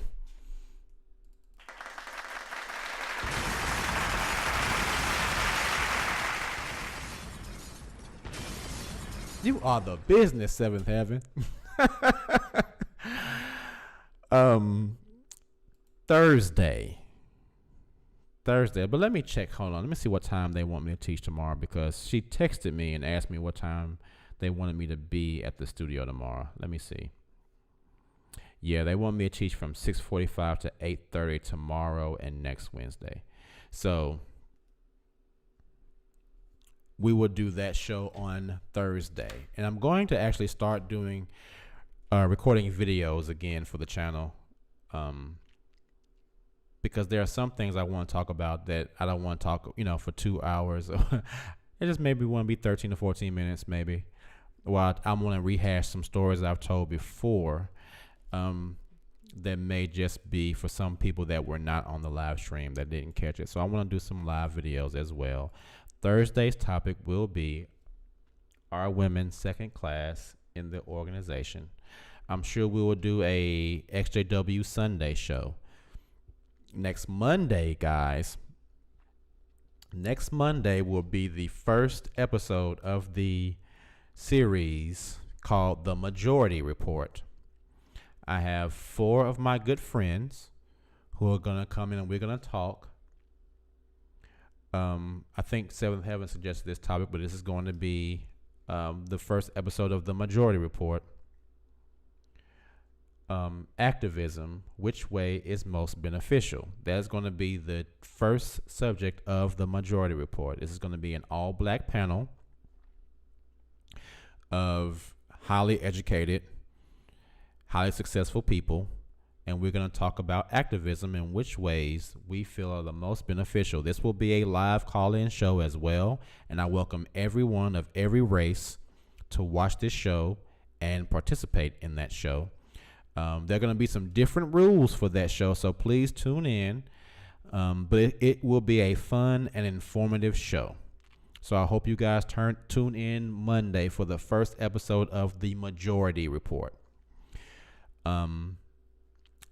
Also, I will be posting some things on the community tab about the meetup in August and getting some opinions on what you guys think. And hopefully this thing will pop off and be as fun, as successful as I am hoping it will be.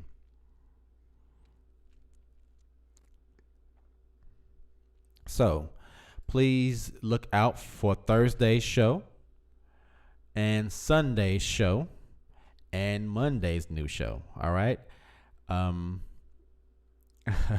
Michelle M says, go buy a chocolate chip cookie. That's so funny because I I had one from Wendy's earlier today. 2 of them from Wendy's earlier today. That's my little cheat meal. I had my veggie burrito, and then I said I want some. I went to Chipotle and had an all veggie burrito, and then I said, man, I want a chocolate chip cookie. I went over to Wendy's and got a chocolate chip cookie. So yeah, thank you, Seventh Heaven. The Majority Report is going to be a cool series. The Majority Report, and I want to get to a point, guys, where every day is going to be a series, so that we will have a kind of like a calendar of what types of shows are going to be on a certain day. So of course Sundays will always be XJW Sundays. Sundays will always be XJW Sundays, and I'm thinking there will be at least 2 days of the week that will always be dedicated to XJW topics. And I think since I went to the meetings on I think, what was it, Thursday nights were my meeting nights. So it'll probably be XJW Thursdays, XJW Sundays. And then every other show will still be something that anyone can watch and can help anyone that's left the organization. But I want to have a lot more topics. You know what I mean? I want to open it up to a lot more topics. So yeah, I need to check my board and see what's going on. But Thursdays and Sundays will always be especially dedicated to the XJW community. And the other shows will still be shows that benefit us as having left the organization, will still be things that we can talk about, topics that we can talk about now that we've left the organization, and educate us further after being outside of the organization. Miss Belly 2 says Sundays are group therapy. That is right. All right. So guys, this has been a fun show. I will see you all on Thursday for our next call-in show, our Women's Second Class in the Organization / Religion. So there will be a call-in show. Everyone can call and discuss what they think about how women are treated in the organization / religion in general. I have a lot of views on that, and I think we will all have a lot of things that we can talk about on that topic. So guys, thank you so much as usual for being part of the show. And yeah, I will see you all on Thursday. Have a good night, guys. Peace.